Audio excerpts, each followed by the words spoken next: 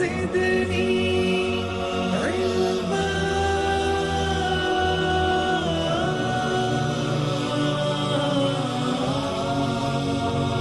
رب زدني علما. السلام عليكم ورحمة الله وبركاته.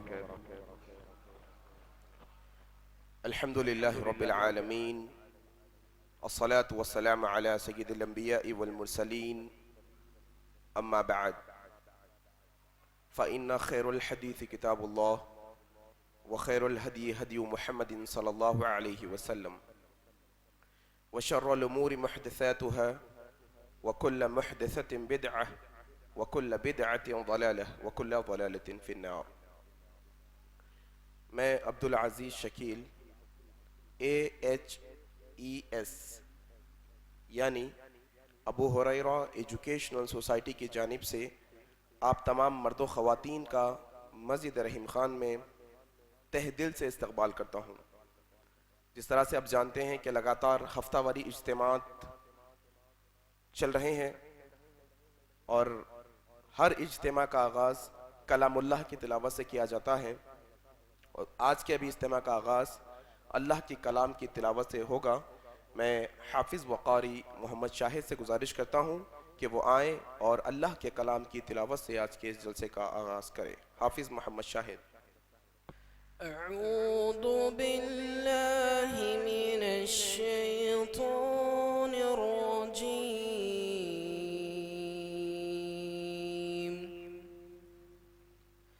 बिस्मिल्लाहिर रहमानिर रहीम।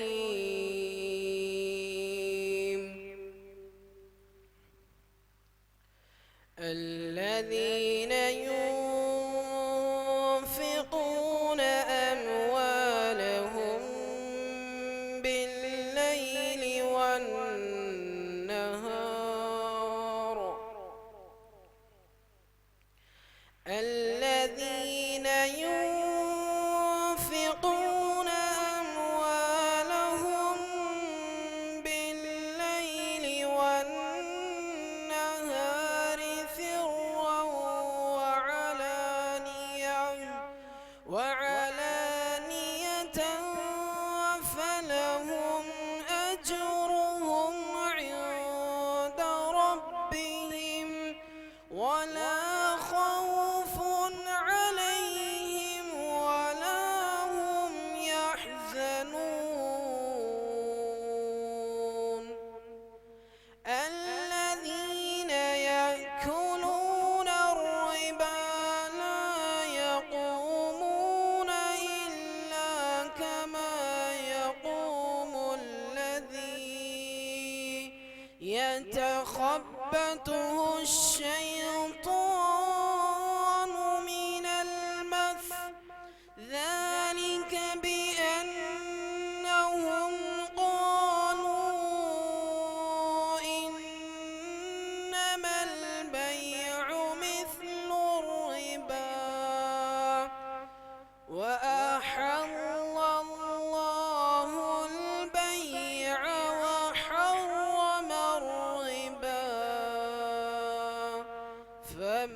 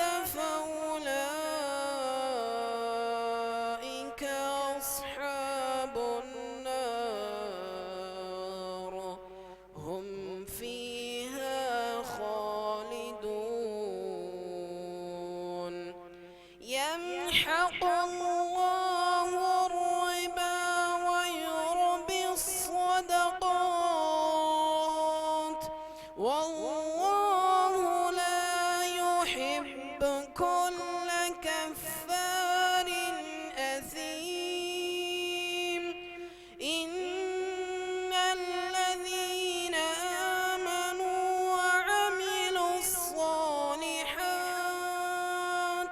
وأقاموا الصلاة وآتوا الزكاة لهم أجرهم عند ربهم ولا خوف عليهم ولا هم يحزنون يا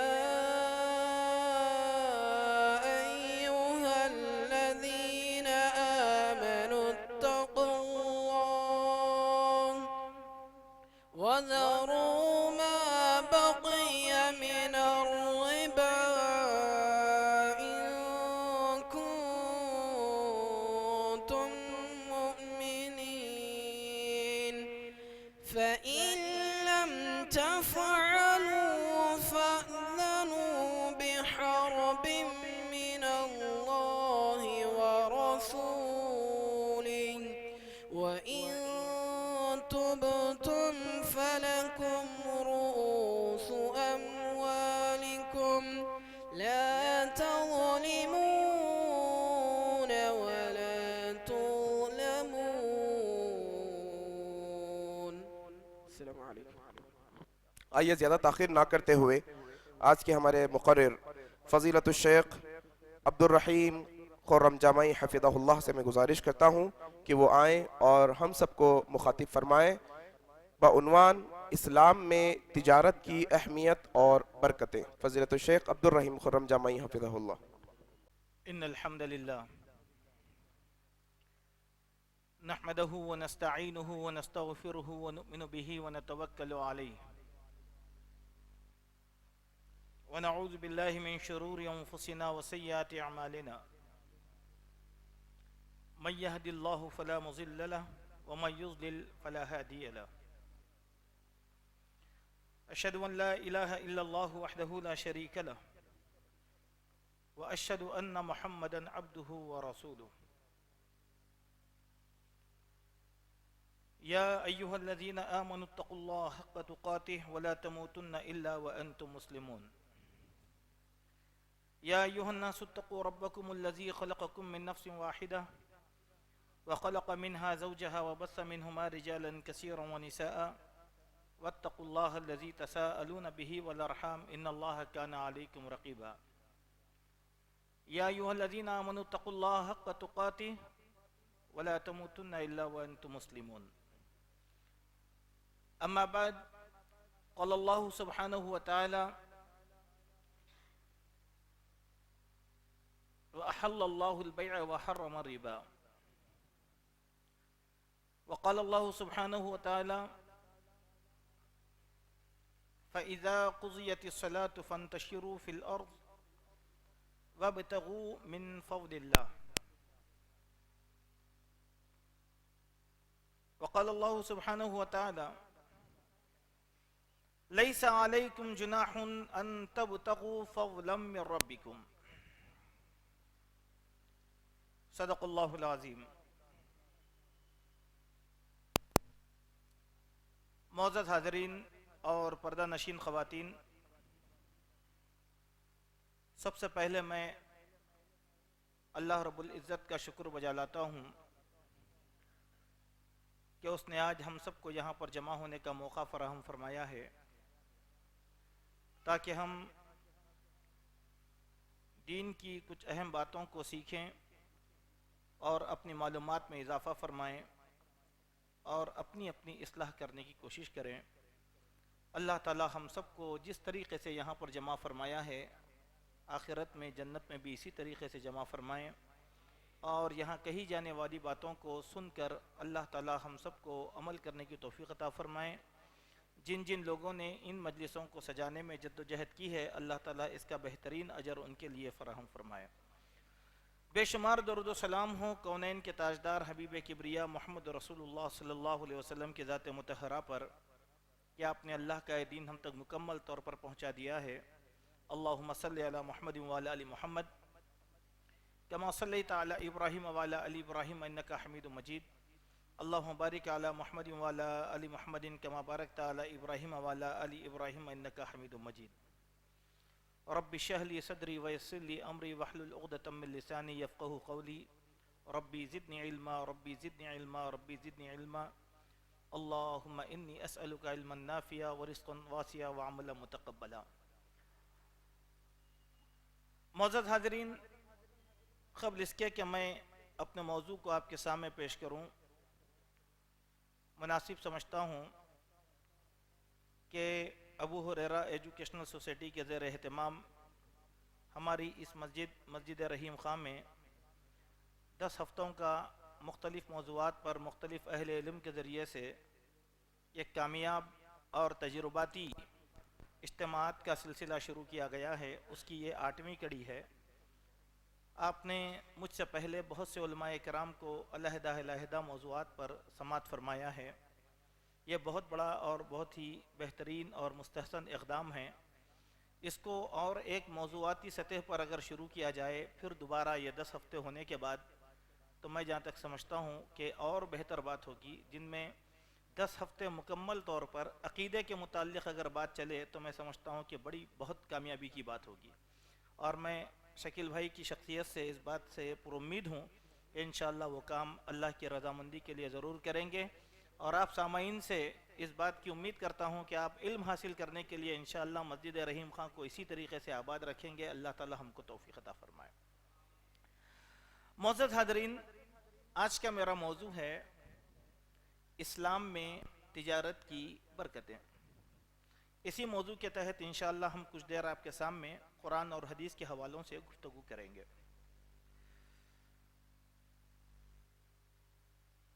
قرآن مجید میں تجارت کی بہت بڑی اہمیت بیان کی گئی ہے، اور اللہ تبارک و تعالیٰ نے تجارت کو پسند فرمایا ہے،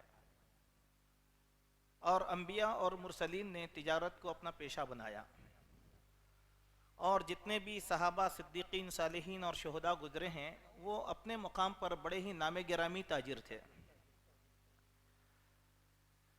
اس موضوع کو اسی لیے آپ کے سامنے پیش کیا جا رہا ہے کہ اسلام نے فقر و فاقہ کشی کو اور در بدر کے سوالی بننے کو، فقیری کو ناپسند فرمایا ہے، اور مسلمان کے لیے تجارت سے متعلق جب اتنی اہم باتیں کی گئی ہوں تو مسلمان کو زندگی کے کسی بھی گوشے میں مایوس نہیں ہونا چاہیے۔ تجارت ایک بہت بڑا ہتھیار ہے، اور حقیقی معنوں میں وہی قومیں سرفراز ہوتی ہیں جو پیشہ تجارت سے وابستہ ہیں، اور وہ قومیں کبھی بھی سرفراز نہیں ہو سکتی جنہوں نے دست سوالی دراز کرنے کو اپنا وتیرہ یا طریقہ بنا لیا ہو۔ اللہ کے پیارے نبی صلی اللہ علیہ وسلم نے مسلمانوں کی فقر و فاقہ کشی کو کم کرنے کے لیے اجتماعی طور پر بیت المال کے نظام کو قائم کیا ہے، اور اس بیت المال سے استفادہ کرنے کے لیے مسلمانوں کو ہمیشہ کا سوالی نہیں بنایا، بلکہ خاطر خواہ ان کی مدد کر کے ان کے پیروں پر کھڑے ہونے کا سبق بیت المال کے ذریعے سے دیا گیا ہے۔ لیکن تجارت کو سب سے زیادہ اہمیت دی گئی۔ دیکھیے اللہ تبارک و تعالیٰ کا ارشاد، جس میں رب کریم نے ارشاد فرمایا وَأَحَلَّ اللَّهُ الْبَيْعَ وَحَرَّمَ الرِّبَا، اللہ تعالیٰ نے تجارت کو حلال کیا اور سود کو حرام کیا۔ اس کے معنی کیا ہوئے؟ سود تجارت نہیں ہے، سود تجارت کے مطلق طور پر ایک الگ نوعیت رکھتی ہے۔ اگر سود میں تجارت کا اگر شائبہ ہوتا تو اللہ تعالیٰ اس کو تجارت سے الگ کر کے نہیں بتلاتا تھا۔ آج جو لوگ کہتے ہیں کہ سود کی تجارت، نہیں، سود کی تجارت نہیں ہوتی، سود قانون ظلم ہے، سود قوموں کی تباہی اور بربادی کا سبب ہے، اور سود انسانیت کو کبھی بھی کامیابی اور کامرانی کی طرف ہرگز نہیں لے کر جاتا، وہ ہمیشہ پسماندگی اور تباہی کی طرف ہی رہنے والا ہے۔ اسی لیے اللہ نے کیا کہا وَأَحَلَّ اللَّهُ الْبَيْعَ، اللہ تبارک و تعالیٰ نے، بیع کہتے ہیں تجارت کو اللہ تبارک و تعالیٰ نے حلال کیا۔ ظاہر سی بات ہے جب اللہ تعالیٰ نے اس تجارت کو حلال کیا تو یہ تجارت ہم سب کا مقدر ہونا چاہیے۔ قرآن مجید کی سورہ بقرہ میں آیت نمبر 198 میں اللہ تبارک و تعالیٰ کا ارشاد ہے لَيْسَ عَلَيْكُمْ جُنَاحٌ أَن تَبْتَغُوا فَضْلًا مِّن رَبِّكُمْ، تم پر بذریعہ تجارت اپنے رب کا فضل تلاش کرنے میں کسی قسم کا کوئی گناہ نہیں ہے۔ آپ جب قرآن مجید کا مطالعہ کریں گے تو قرآن مجید نے تجارت کے لیے اللہ کا فضل استعمال کیا، لفظ فضل الہی جس کو کہا جاتا ہے۔ فضل قرآن میں کئی مقامات پر فضل کا تذکرہ آیا تو اس فضل سے مراد، کئی اکثر مقامات پر فضل سے مراد پیشے تجارت ہے، کمائی کا ذریعہ ہے، کوئی گناہ نہیں ہے۔ تجارت کے ذریعے سے اگر تم کوئی کمائی کرتے ہو تو اس میں کوئی گناہ نہیں ہے، کیوں؟ یہ سود نہیں ہوتا بلکہ یہ محنت کشی ہے، یہ لوگوں پر ظلم نہیں ہوتا، یہ خودداری ہے، لہذا تم تجارت اختیار کرو۔ ہر جمعہ کو ہم سورہ جمعہ پڑھتے ہوں گے یا سنتے ہوں گے امام کے پیچھے، اس میں اللہ تبارک و تعالیٰ ارشاد فرماتے ہیں یا ایھا الذین آمنوا اذا نودی للصلاۃ من یوم الجمعۃ فاسعوا الی ذکر اللہ، اے ایمان والو جمعہ کے دن جب تم کو آواز دی جائے تو اللہ کے ذکر کی طرف دوڑے چلے آؤ۔ وذروا البیع، کاروبار چھوڑ دو، بولے وذروا البیع، کاروبار چھوڑ دو اور بھاگ کر کہاں ہو؟ اللہ کے پاس۔ ذالکم خیر لکم ان کنتم تعلمون، یہ تمہارے لیے بہت بہتر ہے اگر تم جان لو۔ چلیے دوسری آیت سے پہلے اس آیت کو ختم کر دیں گے۔ اس کے معنی یہ ہو گئے کہ جمعہ کا موقع آ گیا، اگر کوئی مسلمان تجارت کر رہا ہے تو اس کی وہ تجارت حلال نہیں ہو سکتی،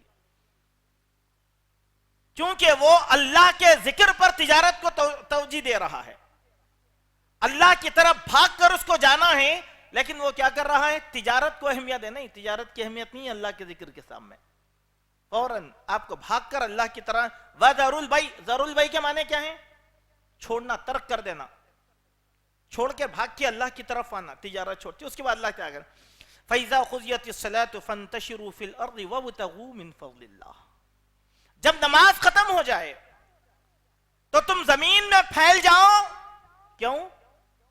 تجارت کرنے کے لیے، اللہ کا فضل تلاش کرنے، وَابْتَغُوا مِن فَضْلِ اللَّهِ، اللہ کا فضل تلاش کرنے کے لیے تم زمین میں پھیل جاؤ اور ظہر کی نماز کے بعد، جمعہ کے بعد تجارت کرو۔ اس میں ایک نقطہ یہ معلوم ہوتا ہے کہ اگر کوئی مسلمان بندہ اللہ کے لیے جمعہ کے دن اپنی تجارت کو بند کر دیتا ہے اور جمعہ کی نماز کے بعد تجارت کو کھول دیتا ہے تو یقیناً اس کی تجارت میں اللہ برکت دیں گے، کیونکہ وہ کام کس کے لیے کر رہا ہے؟ اللہ تبارک و تعالیٰ کے لیے۔ چلیے ذرا تعدیل کا ٹائم نہیں ہے، اسی لیے آپ اپنی اپنی جگہ اپنا اپنا احتساب کریں۔ ہمیں کہ بہت سے لوگ جو ہے تاجر پیشہ ہیں، چونکہ گفتگو بہت لمبی ہے اور بہت سی باتیں مجھے آپ کے سامنے کرنی ہیں، اسی لیے میں صرف دلائل پیش کر کے آگے نکل جاؤں گا۔ آپ ذرا اپنی طرف سے کر لیجئے کہ آج مسلمانوں کا وتیرہ اور طریقہ کیا ہے۔ تجارت کی اہمیت کا اندازہ ہم اس بات سے کر سکتے ہیں کہ اللہ کے پیارے نبی محمد رسول اللہ صلی اللہ علیہ وسلم، حضرت ابو سعید خدری رضی اللہ عنہ کی یہ روایت ہے کہ رسول اللہ صلی اللہ علیہ وسلم نے ارشاد فرمایا التاجر الصدوق الامین مع النبیین والصدیقین والشہداء۔ دیکھیے آپ الترغیب والترہیب کی حدیث، حضرت ابو سعید بیان فرماتے ہیں تاجر کا مقام و مرتبہ اللہ تبارک و تعالیٰ کی نظر میں کیا ہے؟ التاجر الصدوق الامین، امانت دار اور سچا تاجر قیامت کے دن نبیوں کے ساتھ ہوگا۔ دیکھیے تاجر کا مقام کیا ہے؟ نبیوں کے ساتھ ہوگا، والصدیقین، سچ بولنے والوں کے ساتھ جنہوں نے بنا کسی جھجک کے نبی کونین صلی اللہ علیہ وسلم پر ایمان لایا، ان کے ساتھ ہوگا، اور والشہداء، اور شہیدوں کے ساتھ ہوگا۔ یہ چاروں مراتب کم نہیں ہے میرے دوستو۔ نبیوں کا کیا مقام ہوگا ہم کو معلوم، جو حدیث اور قرآن میں بیان کیا گیا وہ مقام۔ سب سے جنت کا سب سے بلند ترین مقام نبیوں کا. اس کے بعد صدیقین. کون صدیقین؟ بغیر جھجک کے اللہ کے نبی پر ایمان لائے یا تمام انبیاء پر ایمان لے کر آئے، جیسے ابو بکر صدیق، جیسے حضرت علی، جیسے خدیجۃ الکبریٰ، جیسے فرعون کی بیوی آسیہ. ڈاؤٹ کرے کچھ بھی نہیں کرے، سیدھا سیدھا ان کے ساتھ ہوگا سچا تاجر. چلیے شہداء، دنیا میں تو شہید ہونے کا موقع نہیں ملا، لیکن آخرت میں شہیدوں کے ساتھ جمع ہونے کا موقع مل رہا. کس کو؟ چندہ خور کو نہیں، آرام طلب کو نہیں، دنیا میں بڑا بن کر رہنے والے کو نہیں. یہ وہ مقام ہے جو قوم کے سالار کو بھی نہیں، لیکن ایک سچے تاجر کو اللہ تعالیٰ عطا کرے گا. اب اس حدیث کی روشنی میں ہم اگر تجارت پیشہ ہیں تو ان کا یہ فریضہ بنتا ہے کہ اپنے آپ کو سچا تاجر کیسے بنائیں. سوچیے آپ، آج پوری دنیا کے اندر آپ سروے کر کے دیکھ لیں تو مسلمانوں کا تجارت کا جو معاملہ 0% پر کھڑا ہوا رہتا ہے. پوری دنیا کے اندر مسلمانوں کے 53, 54, 56 ملک ہیں. جہاں ان کا اقتدار چلتا وہاں ان کا سکہ چلتا، وہاں ان کی راج گدی ہے. لیکن آپ کہیں پر بھی یہ نہیں بنا سکتے کہ کوئی مسلمان ملک کسی پروڈکٹ کو نکال کر پوری دنیا میں تجارت کر رہا ہو. کہیں ہیں؟ کیوں؟ مسلمانوں نے اس کو چھوڑ دیا. یہ محنت کہاں کریں گے، ریڈی میڈ مل گیا، لاؤ کھاؤ پیو بس خلاص. چلیے اس سے ایک نقطہ یہ بھی ملتا میرے دوستوں، اگر بازار کے اندر کوئی مسلمان محنت کر کے تاجر کی حیثیت سے کما رہا ہے تو مسلمان کا فریضہ بنتا ہے کہ اس کی مدد کریں. چلیے آپ اگر اس مسلمان کے پروڈکٹ کو یوز نہیں کریں گے تو کس کا پروڈکٹ یوز کریں گے؟ آج لوگ بول رہے ہیں، آج بازار کے اندر نسلیں مت لیو، وہ مت لیو، یہ مت لیو، یہ یہودیوں کا پروڈکٹ ہے، یہ نصرانیوں کا پروڈکٹ ہے. بول رہے ہیں نہیں بول رہے ہیں؟ ایسا بیک آؤٹ کرنے سے کچھ بھی نہیں ہوتا میرے دوستوں. آپ یہ بتاؤ، یہ مسلمان کا پروڈکٹ ہے، یہ مسلمان کا پروڈکٹ ہے، یہ فیکٹری مسلمانوں کی ہے، یہ چاول مسلمان کمپنی کا ہے، یہ مرچی وہاں سے آئی، یہ دال اس نے پیدا کیا. کوئی بتایا آج تک؟ کیونکہ ہے ہی نہیں تو کیا بتائیں گے آپ. جو بھی ہے چھوٹے چھوٹے جو بھی ہے. تو یہاں پر ہم سب لوگوں کو جدوجہد کرنا چاہیے. ہم جنت طلب کر رہے ہیں نا، سچے تاجر بن جاؤ. الصادق الامین الصدوق بن جاؤ بس خلاص. سچے. اب سچے کیسے بننا ہے؟ تاجر کی مثالیں احادیث میں اللہ کے نبی نے دے کر دکھایا. سچائی کیسے اختیار کرنا ہے اللہ کے نبی صلی اللہ علیہ وسلم نے دے کر دکھایا. ہم اس کا مطالعہ کریں اور اپنے آپ کو سچا تاجر بنانے کی کوشش کریں. چلیے حضرت عبداللہ ابن عمر کی ایک حدیث، وہ ارشاد فرماتے ہیں کہ رسول اللہ صلی اللہ علیہ وسلم نے فرمایا التاجر الامین الصدوق المسلم مع الشہداء یوم القیامہ. یہاں دیکھیے مسلم کا لفظ زیادہ کیا گیا. کیا ہے؟ حضرت عبداللہ ابن عمر کہتے ہیں کہ سچا تاجر مسلمان، سچا مسلمان تاجر قیامت کے دن شہیدوں کے ساتھ ہوگا. چلیے میرے دوستو، حمزہ کو کسی نے دیکھا، سنا، پڑھا، ایمان تر و تازہ ہوا، لیکن دیکھا؟ سچے تاجر بن جاؤ، حضرت حمزہ کے ساتھ قیامت کے دن رہیں گے. کیا آپ کو عزیز نہیں ہے کہ حضرت حمزہ کو پانا؟ اور میں سمجھتا ہوں کہ روئے زمین پر اگر کوئی ولی اللہ کو اگر پا سکتا ہے، ولیوں کو اگر پا سکتا ہے قیامت کے دن، تو وہ سچا تاجر ہے. صحابہ اکرام کو پانے والا کون ہے؟ سچا. چلیے ہمارا ایمان کیا ہے؟ کوئی صحابی جہنمی ہے کیا؟ اگر کسی نے اپنے صحابہ میں سے کسی کو جہنمی تصور کیا تو دائرہ اسلام سے خارج ہے، دائرہ اسلام سے نکل گیا، کیونکہ اس نے اللہ کے نبی صلی اللہ علیہ وسلم کے صحابہ پر انگشت نمائی کی ہے، گستاخی کی ہے صحابہ کرام کی. تو اب وہ صحابہ کی سیرت کو جو ہم دنیا کے اندر پڑھتے ہیں، کیا ہم یہ نہیں چاہیں گے کہ ہم بھی صحابہ کے ساتھ قیامت کے دن اٹھیں بیٹھیں اور جنت میں ان کے ساتھ رہیں؟ تاجر بنو، تاجر بنو. اس موضوع کو خصوصی طور پر میں اسی لیے آپ کے سامنے پیش کرنا چاہ رہا ہوں. آج کے اس ہمارے ملک کے بگڑے ہوئے سماج میں جہاں پر مسلمان 4% یا 12% کی بھیک مانگ رہے ہیں، اسلام نے ان کو خوددار بنایا. کوئی عیب نہیں ہے میرے دوستو. آج کیا بول رہے ہیں؟ نہیں بھائی ہم کو جو ہے 12% دو، نہیں مت دو 12%. 12% मत। क्यों? क्या मुसलमान किसी की अता पे पलने वाला है? मुसलमान जिस रब को मानता है वही रब सबको अता करने वाला है। तो फिर मुसलमान किसी की अता पे क्यों पड़ेगा? हमारे पास खुद अल्लाह की अता है, ईमान है, अकीदा है, कुरान है, सुन्नत है, नबी की सीरत है, सहाबा की जिंदगी है। इससे बड़ी अता और क्या होगी?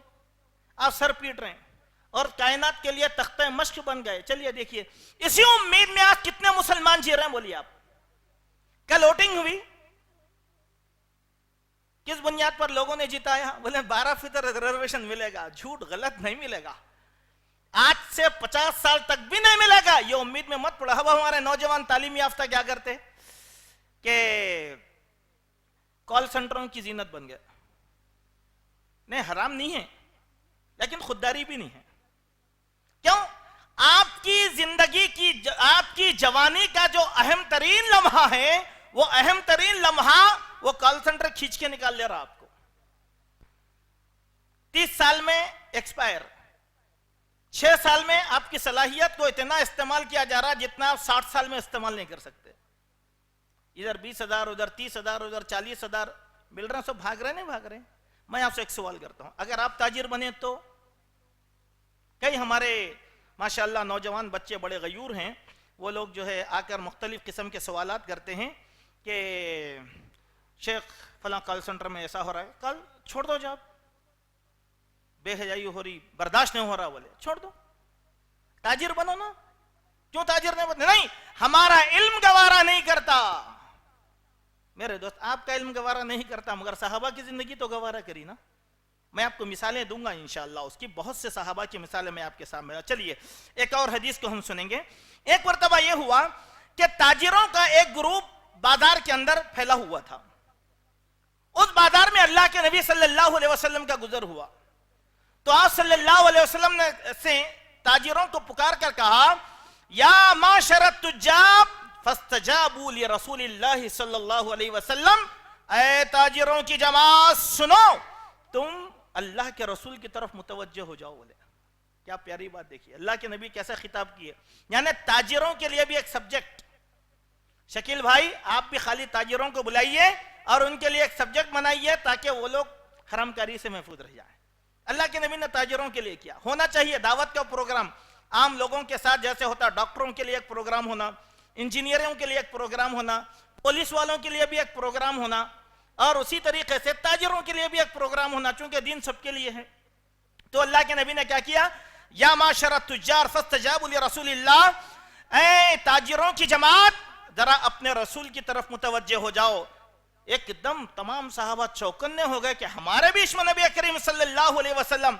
उसके बाद आप सल्लल्लाहु अलैहि वसल्लम ने इरशाद फरमाया, इन्न तुज्जार युबासून यौमल क़ियामह फुज्जारन इल्ला मन इत्तक़ल्लाह व बर्र व सदक़ा। सुनो, बेशक क़यामत के दिन ताजिर फाजिरों के साथ उठाए जाएंगे। ताजिर फाजिरों के साथ उठाए जाएंगे। फाजिर किसको बोलते हैं भाई? फाजिर, फजर यफजुरु, फाजिर। फाजिर के माने क्या है? फाजिर के माने ये हैं कि वो दीन जानता है लेकिन झूठ बोलता, उसको फाजिर बोलते हैं। फासिक के माने क्या है? दीन जानता अमल नहीं करता, उन्हें क्या है? फासिक। और फाजिर जानते हुए क्या करता? झूठ बोलता। तो अल्लाह के नबी ने क्या कहा, क़यामत के दिन ताजिर फाजिरों के साथ उठाए जाएंगे। फिर कहा कि नहीं मगर जिसने अल्लाह का तक़वा इख्तियार किया, जिसने नेकी इख्तियार की और जिसने सच्चाई इख्तियार की, वो नहीं जाएगा। कितने बातें? तक़वा इख्तियार करना, नेकी इख्तियार करना और सच्चाई इख्तियार करने वाला ताजिर फाजिरों के साथ नहीं उठाया जाएगा। अल्लाह अकबर। इसके माने ये हो गए, इस हदीस में एक नुक्ता हमको ये बतलाता है कि झूठ, फिस्क, फजूर ज्यादा ताजिरों में पाया जाता। क्या बोलते हैं हमारे पास ताजिर लोग, अल्लाह की कसम भाई नहीं मिलता इतने में, मेरे कुछ नहीं आया, मैं तुमको कैसा दूं, बोलते। झूठ। झूठ। आप कसम क्यों खाए तिजारत के लिए? पहली गलती आप किए हैं। पहली गलती यह है कि आप कसम खा के खुद अपने आप को झूठा बना लिए। दूसरी गलती क्या करते हैं? थर्ड क्वालिटी के माल को लाकर एक नंबर बना के पेश कर देते, क्योंकि मासूम आदमी को नहीं मालूम। عموماً بڑے کاروباروں میں جیسے زعفران کا کاروبار ہے، زعفران کا کاروبار ہے، اصلیت اور نقلیت عام آدمی نہیں پہچانتا، لیکن اصلی زعفران آپ کو 150 روپے تولہ ملتا ہی نہیں. اور شہد کا کاروبار ہے، لوگ کیا ہوتا ہے، اصلی شہد 150 روپے. قیامت مارے گئے آدمی کی اتنی اونچائی پہ درختوں پہ چڑھا، مکھیوں سے لڑا، وہاں سے لایا اور نچوڑا، اور 150 روپے میں آپ کو بیوقوف ہے کیا ہو؟ اس سے بہتر چاول کا تھیلا لا کے بیچ دیا تو 25 روپے اس کو مل جاتے تھے. جھوٹ بول رہا میں، جھوٹ. اس لیے اللہ کے نبی نے کیا کہا کہ تاجر قیامت کے دن فاجروں کے ساتھ اٹھائے جائیں گے، چونکہ جھوٹ بہت کہتے ہیں، لیکن نیک بولنے والا، سچ بولنے والا اور اللہ سے ڈرنے والا شہیدوں کے ساتھ، صدیقین کے ساتھ اور نبیوں کے ساتھ ہوگا. چلیے میرے دوستو، یہاں تک تو ہم نے آپ کے سامنے کہہ دیا. چلیے ایک اہم نقطہ، اس نقطے کی طرف ہم گفتگو کریں گے. ہم لوگ عقیدہ جاننے میں کتنی محنت کرتے ہیں؟ نماز سیدھی پڑھنے کے واسطے مسائل کتنے جانتے ہیں؟ جانتے نہیں جانتے؟ نہیں بھائی، رفع الیدین کرنا نہیں کرنا، آمین بولنا نہیں بولنا، کندھے تے کرنا، ملانا نہیں ملانا، ہر کوئی سوال کرتا نہیں کرتا. رمضان آیا روزوں کے بارے میں سوال کرتے، زکوٰۃ کے بارے میں سوال کرتے، حج کا مہینہ آیا حج کے بارے میں سوال کرتے. یہ علم کے لیے جتنے محنت کرتے، اتنا ہی مومن کے لیے ضروری ہے کہ وہ تجارت کے معاملے میں دین کا علم حاصل کرے. سمجھے آپ؟ چلیے ماشاءاللہ، آپ لوگوں میں سے بہت سے لوگ تاجر ہوں گے. اگر آپ لوگوں میں سے کسی نے دین جان کر تجارت نہیں کی تو ایسی تجارت سے اللہ تعالیٰ برکت کو اٹھا لیتے ہیں، چونکہ اصول ہی نہیں معلوم، آپ کو کانسیپٹ نہیں معلوم. نماز میں آئے تو نماز کا کانسیپٹ معلوم ہونا نہیں ہونا، مسلمان بنے تو مسلمان کا کانسیپٹ معلوم ہونا نہیں ہونا، تاجر بنے تو دین کی روشنی میں تجارت کا کانسیپٹ بھی معلوم ہونا. اللہ اکبر. چلیے اس سے ایک بات یہ ہم کو معلوم ہوتی ہے، MBA جو بچے کرتے ہیں نا، وہ دین اسلام میں پہلے ہی کرا دیا اللہ کے نبی صلی اللہ علیہ وسلم. اہمیت بتائے اس کی، تجارت کے گر جانو بولے شریعت کی روشنی میں. حضرت عمر بن خطاب رضی اللہ عنہ بیان کرتے ہیں، لا یبی فی سوقنا الا من قد تفقہ فی الدین. ہمارے بازاروں میں وہ آدمی تجارت کرنے ہرگز نہ آئے جس کو دین کی سمجھ بوجھ نہیں ہے. بولے کتنا بڑا قول ہے حضرت عمر رضی اللہ عنہ کا. ہمارے بازار میں ایسا آدمی تجارت ہرگز نہ کرے جو آدمی دین نہیں جانتا. بولے اس کے معنی کیا ہے؟ دین جان کے تجارت کرنا. آپ کون سا بھی کاروبار کرو، آپ کارپینٹر بنو، پتھر پوڑ بنو، لوہار بنو، حداد بنو، یا ٹیلر بنو، یا کرانہ مرچنٹ بنو، ہول سیلر بنو، ڈیلر بنو، کچھ بھی بنو، پہلے کیا جاننا؟ تجارت کے بارے میں، دین کی روشنی میں تجارت کے بارے میں اللہ کے نبی نے کیا کہا. چلیے میرے دوستو، اب آپ بتلائیے، کیا ہم میں کا کوئی آدمی ان چیزوں کو جانتا ہے جو شریعت میں بیان کیے گئے ہیں؟ نہیں جانتا. بھائی میں کرانہ دکان کھول لیا، آپ افتتاح کرو، ہو گئی افتتاح. کر رہے کام سچا جھوٹا وغیرہ وغیرہ. جیسے آپ دیکھیے ہمارے بہت سے نوجوان دوست آج تجارت کرتے سیل فونوں کی. حرام نہیں، حلال ہے، لیکن آپ کے دل سے پوچھ کر دیکھو کہ کتنے غلطیاں وہاں پر ہوتی ہیں، کتنے غلطیاں وہاں پر، حتیٰ کہ فحش، منکرات، بے حیائی، یہ ساری کی ساری چیزیں اس کاروبار کے اندر ہے. آپ تو اختیار کر لیے لیکن آپ کو معلوم نہیں تھا نا. کبھی دین کے بارے میں سوچے نہیں، بزنس سے کر لیا بھائی بولتے. کئی لوگ ہمارے بھائی ہیں تاجر بنے ہوئے بڑے بڑے، کئی گنیش کی مورتیوں کی POP بھی بیچتے. آپ دیکھے ہوں گے پچھلے دنوں اخبار کے اندر ایک انٹرویو آیا تھا ایک مسلمان صاحب کا. انہوں بہت فنکار ہے، کلاکار، اور جو ہے خیرتآباد کا گنیش انہوں ہی بناتے. آج چوک کی مسجد کے پاس چلے جاؤ، ماشاءاللہ پورے مسلمان مسجد کی ملگیوں میں کرایہ دار داڑھی والے نماز کو بھی جاتے، مگر کیا بناتے؟ بت، لوہے کے مورتیاں بناتے، بیچ رہے ہیں. کیوں؟ دین نے معلوم بیچاروں کو.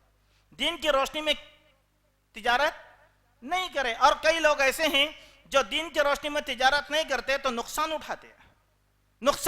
تو اللہ کے حضرت عمر بن خطاب رضی اللہ عنہ نے بیان فرمایا، ہمارے بازاروں کے اندر ایسا آدمی تجارت کرنے کے لیے ہرگز نہ آئے جو آدمی دین نہیں جانتا. بولے اس کے معنی دیندار کے لیے چاہیے کہ وہ تجارت کرے، دیندار کے لیے چاہیے کہ وہ تجارت کرے. اللہ کے پیارے نبی صلی اللہ علیہ وسلم نے تاجروں کی جماعت سے خطاب کر کے بیان فرمایا، یا معاشر التجار ایاکم والکذب.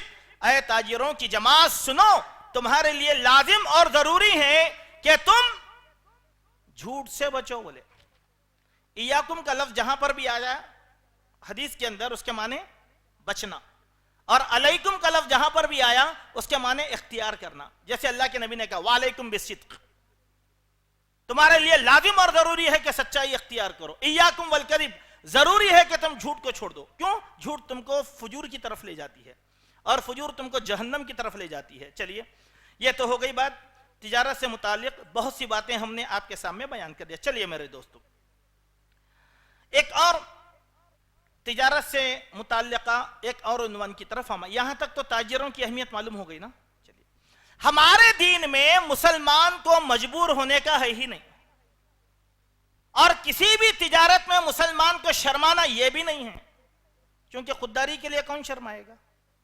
خودداری کے لیے کون شرمائے گا؟ اچھا ٹھیک ہے، میں اگر بھکاری بن جاؤں، آپ بات مسلمان بھائی ہے، خاندانی فقیر، خاندانی فقیر کیا بولتے ہیں؟ نہیں بھائی ہم تو صاحب ہیں خاندانی فقیر ہے. بولے اچھے اچھے خاندانی فقیر. آپ جا کر دیکھو گاؤں میں، قریوں اور دیہات میں، یہ جو بعض خاندانی فقیر ہے جنہوں نے پیشہ بنا لیا، خاندان کی طرف نسبت کر کے اپنے آپ کو، اور بعد ہفتہ وہ لوگ یہ بھی بولتے ہم سید زادے ہیں بولتے، پھر بھیک بھی مانگتے. اللہ کے نبی نے اس کو پسند نہیں کیا. ان کے ناخنوں کو اللہ تبارک و تعالیٰ تانبے کا بنائے گا. قیامت کے دن ایسے بھیک مانگنے والے اپنے چہرے کو ناخنوں سے لوچ رہے ہوں گے، اپنے چہرے کو ناخنوں سے لوچ رہے ہوں گے، اور ان کے ناخن تانبے کے ناخن رہیں گے. اب بولو آپ کیا کہ سود پہ دیتے ہیں لوگ پیسہ، انٹرسٹ کا کاروبار ہے ان لوگوں کا. آپ جا کر دیکھیے گلبرگہ وغیرہ کے گاؤں خریوں اور دیہاتوں میں ایسے فقیر بہت ہیں، آپ اس سے پوچھو انٹرسٹ پہ دیتے پیسہ ہے لوگ. ایسے بہت سے واقعات آتے ہیں. تو دین اسلام نے مسلمانوں کو کیا کہا؟ خوددار بنایا. چلیے کچھ احادیث ہم اس دن میں آپ کے سامنے پیش کریں گے. ابن ماجہ کی ایک حدیث ہے، اللہ کے پیارے نبی صلی اللہ علیہ وسلم نے ارشاد فرمایا ان اطیب ما اکلتم من کسبکم، یقیناً سب سے عمدہ چیز جس کو تم کماتے ہو وہ تمہارے ہاتھوں کی کمائی ہے. بولے اللہ اکبر، ہاتھ کی کمائی. اب ہاتھ کی کمائی کیا ہو سکتی؟ پورے کمائی ہاتھ سے ہوتی.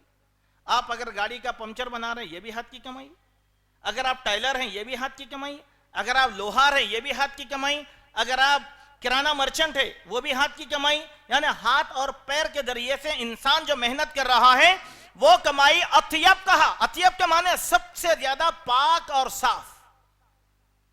تیبن کہتے ہیں خوشبو کو. اب میں اگر سنڈل کا خطبہ لگا کر آیا تو آپ کو کیا خوشبو ہے شیخ کا بولتے، اگر میں دہنولود لگا کر آیا تھا کیا خوشبو ہے بولتے آپ.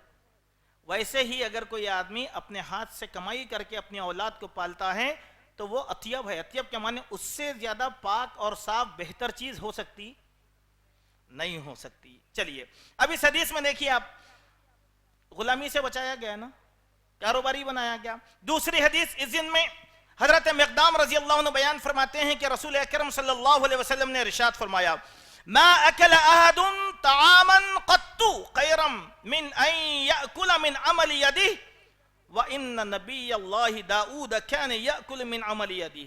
اے لوگوں سنو، تم میں کا کوئی بھی آدمی جو کھانا کھاتا ہے ان میں سب سے بہترین کھانا اس کے اپنے محنت کی کمائی کا ہے، اپنے ہاتھ کی کمائی کا ہے. کیوں ہاتھ کی کمائی کا ہے؟ اس لیے کہ اللہ کے نبی داؤد علیہ السلام اپنے ہاتھ کی کمائی کر کے کھانا کھاتے تھے. اللہ اکبر. داؤد علیہ السلام کیا کام کرتے تھے بھائی؟ لوہار تھے، لوہار. اللہ تعالیٰ نے ان کے بارے میں قرآن میں کہا ہم نے داؤد کے لیے عین القطر کو بہا دیا. عین القطر کے معنی جیسے ڈول ڈال کر ہم پانی نکال رہے ہیں، ویسا اللہ تبارک و تعالیٰ کنویں، تانبے کے، پیتل کے، لوہے کے کنویں حضرت داؤد علیہ السلام کے لیے اللہ تبارک و تعالیٰ نے بہا دیے تھے.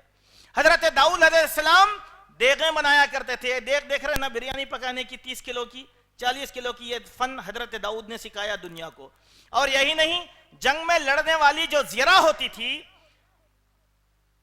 کڑیوں کا لباس، چینوں کا لباس، دشمن کی وار سے بچنے کے لیے جو جسموں پر پہنا جاتا تھا جنگوں کے لیے، داؤد علیہ السلام کا پیشہ تھا. وہ داؤد علیہ السلام یہ بنایا کرتے تھے. داؤد علیہ السلام یہ بنایا کرتے تھے. تو ایک محنت کی کمائی ہے نہیں ہے؟ اللہ اکبر. دیکھیں نبی. چلیے اور نبیوں کی بات اگر آپ کریں تو بہت سے نبیوں کے بارے میں ذکر آتا ہے. حضرت زکریا علیہ السلام ٹائلر تھے. حضرت زکریا ٹائلر. درزی تھے, محنت کر کے کماتے تھے نہیں کماتے تھے؟ پھر مسلمان کو ریڈی میڈ کے زمانے میں اگر چلاتے ہیں تو کوئی عیب کی بات نہیں ہے, کیونکہ نبی نے یہ کام کیا, وہ بھی دعوت و تبلیغ کا پہلو بنے گا. تیسری حدیث, حضرت ابو ہریرہ رضی اللہ عنہ بیان فرماتے ہیں کہ رسول اللہ صلی اللہ علیہ وسلم نے ارشاد فرمایا, لَأَن يَحْتِبَ أَحَدُكُمْ حُزْمَةً عَلَى ظَهْرِهِ خَيْرٌ مِّنْ أَن يُسْأَلَ أَحَدًا فَيُعْطِيَهُ وَيَمْنَعُهُ. اللہ اکبر, کیا بڑی بات ہے اس میں. جو شخص لکڑی کا گٹھا اپنی پیٹ پر اٹھا کر لائے, یہ اس سے بہتر ہے کہ کسی کے سامنے جا کر دست سوالی بن جائے, دے دیا بھی جائے یا دھتکار دیا بھی جائے. اللہ, ایک فقیر آیا آپ کے پاس, آپ کیا کرتے ہیں؟ چلو بھائی بازو جاؤ, دھتکار دیا نہیں. ایک فقیر آیا, آپ گن کر ایک کا سکہ نکال کر دے دیا, دے بھی دیے دھتکار بھی دیے. اس ذلت سے بہتر یہ ہے کہ تم بازار کو جاؤ, لکڑی خریدو, محلوں میں گھومیں اور بیچ دو, یہ سب سے بہترین کمائی ہے. کوئی شرم, کوئی حیا.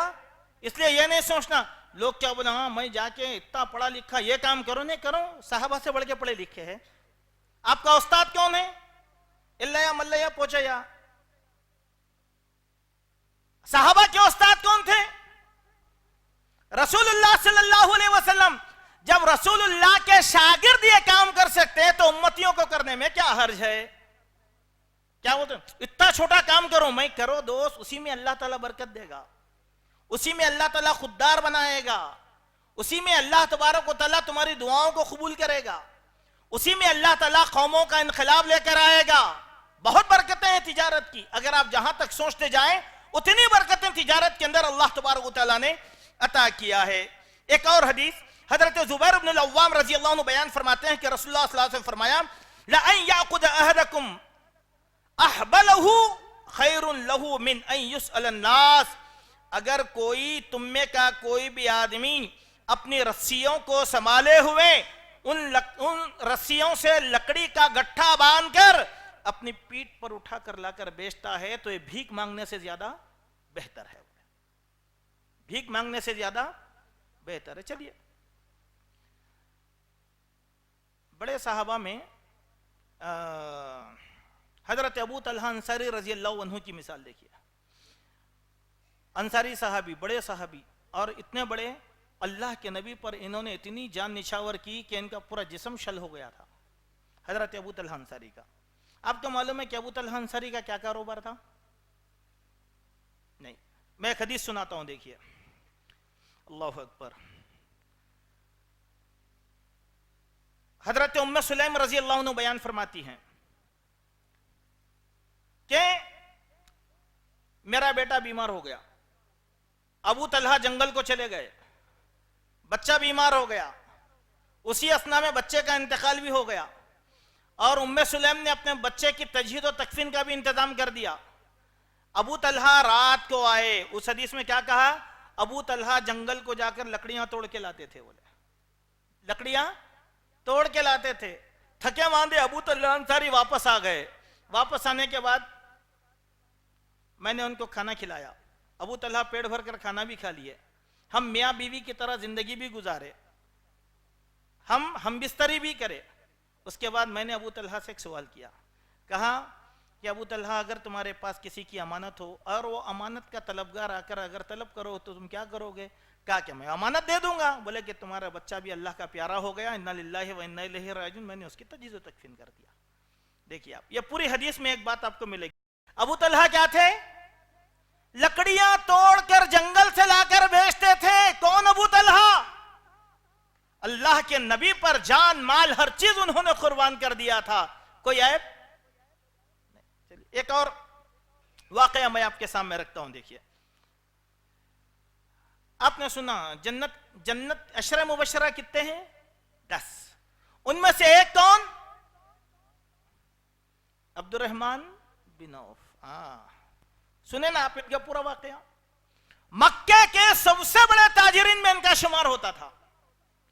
لیکن جب ہجرت کر کے مدینہ آ رہے تھے تو محلے والوں نے, ملک والوں نے, گھر والوں نے سب کچھ کھینچ لیا.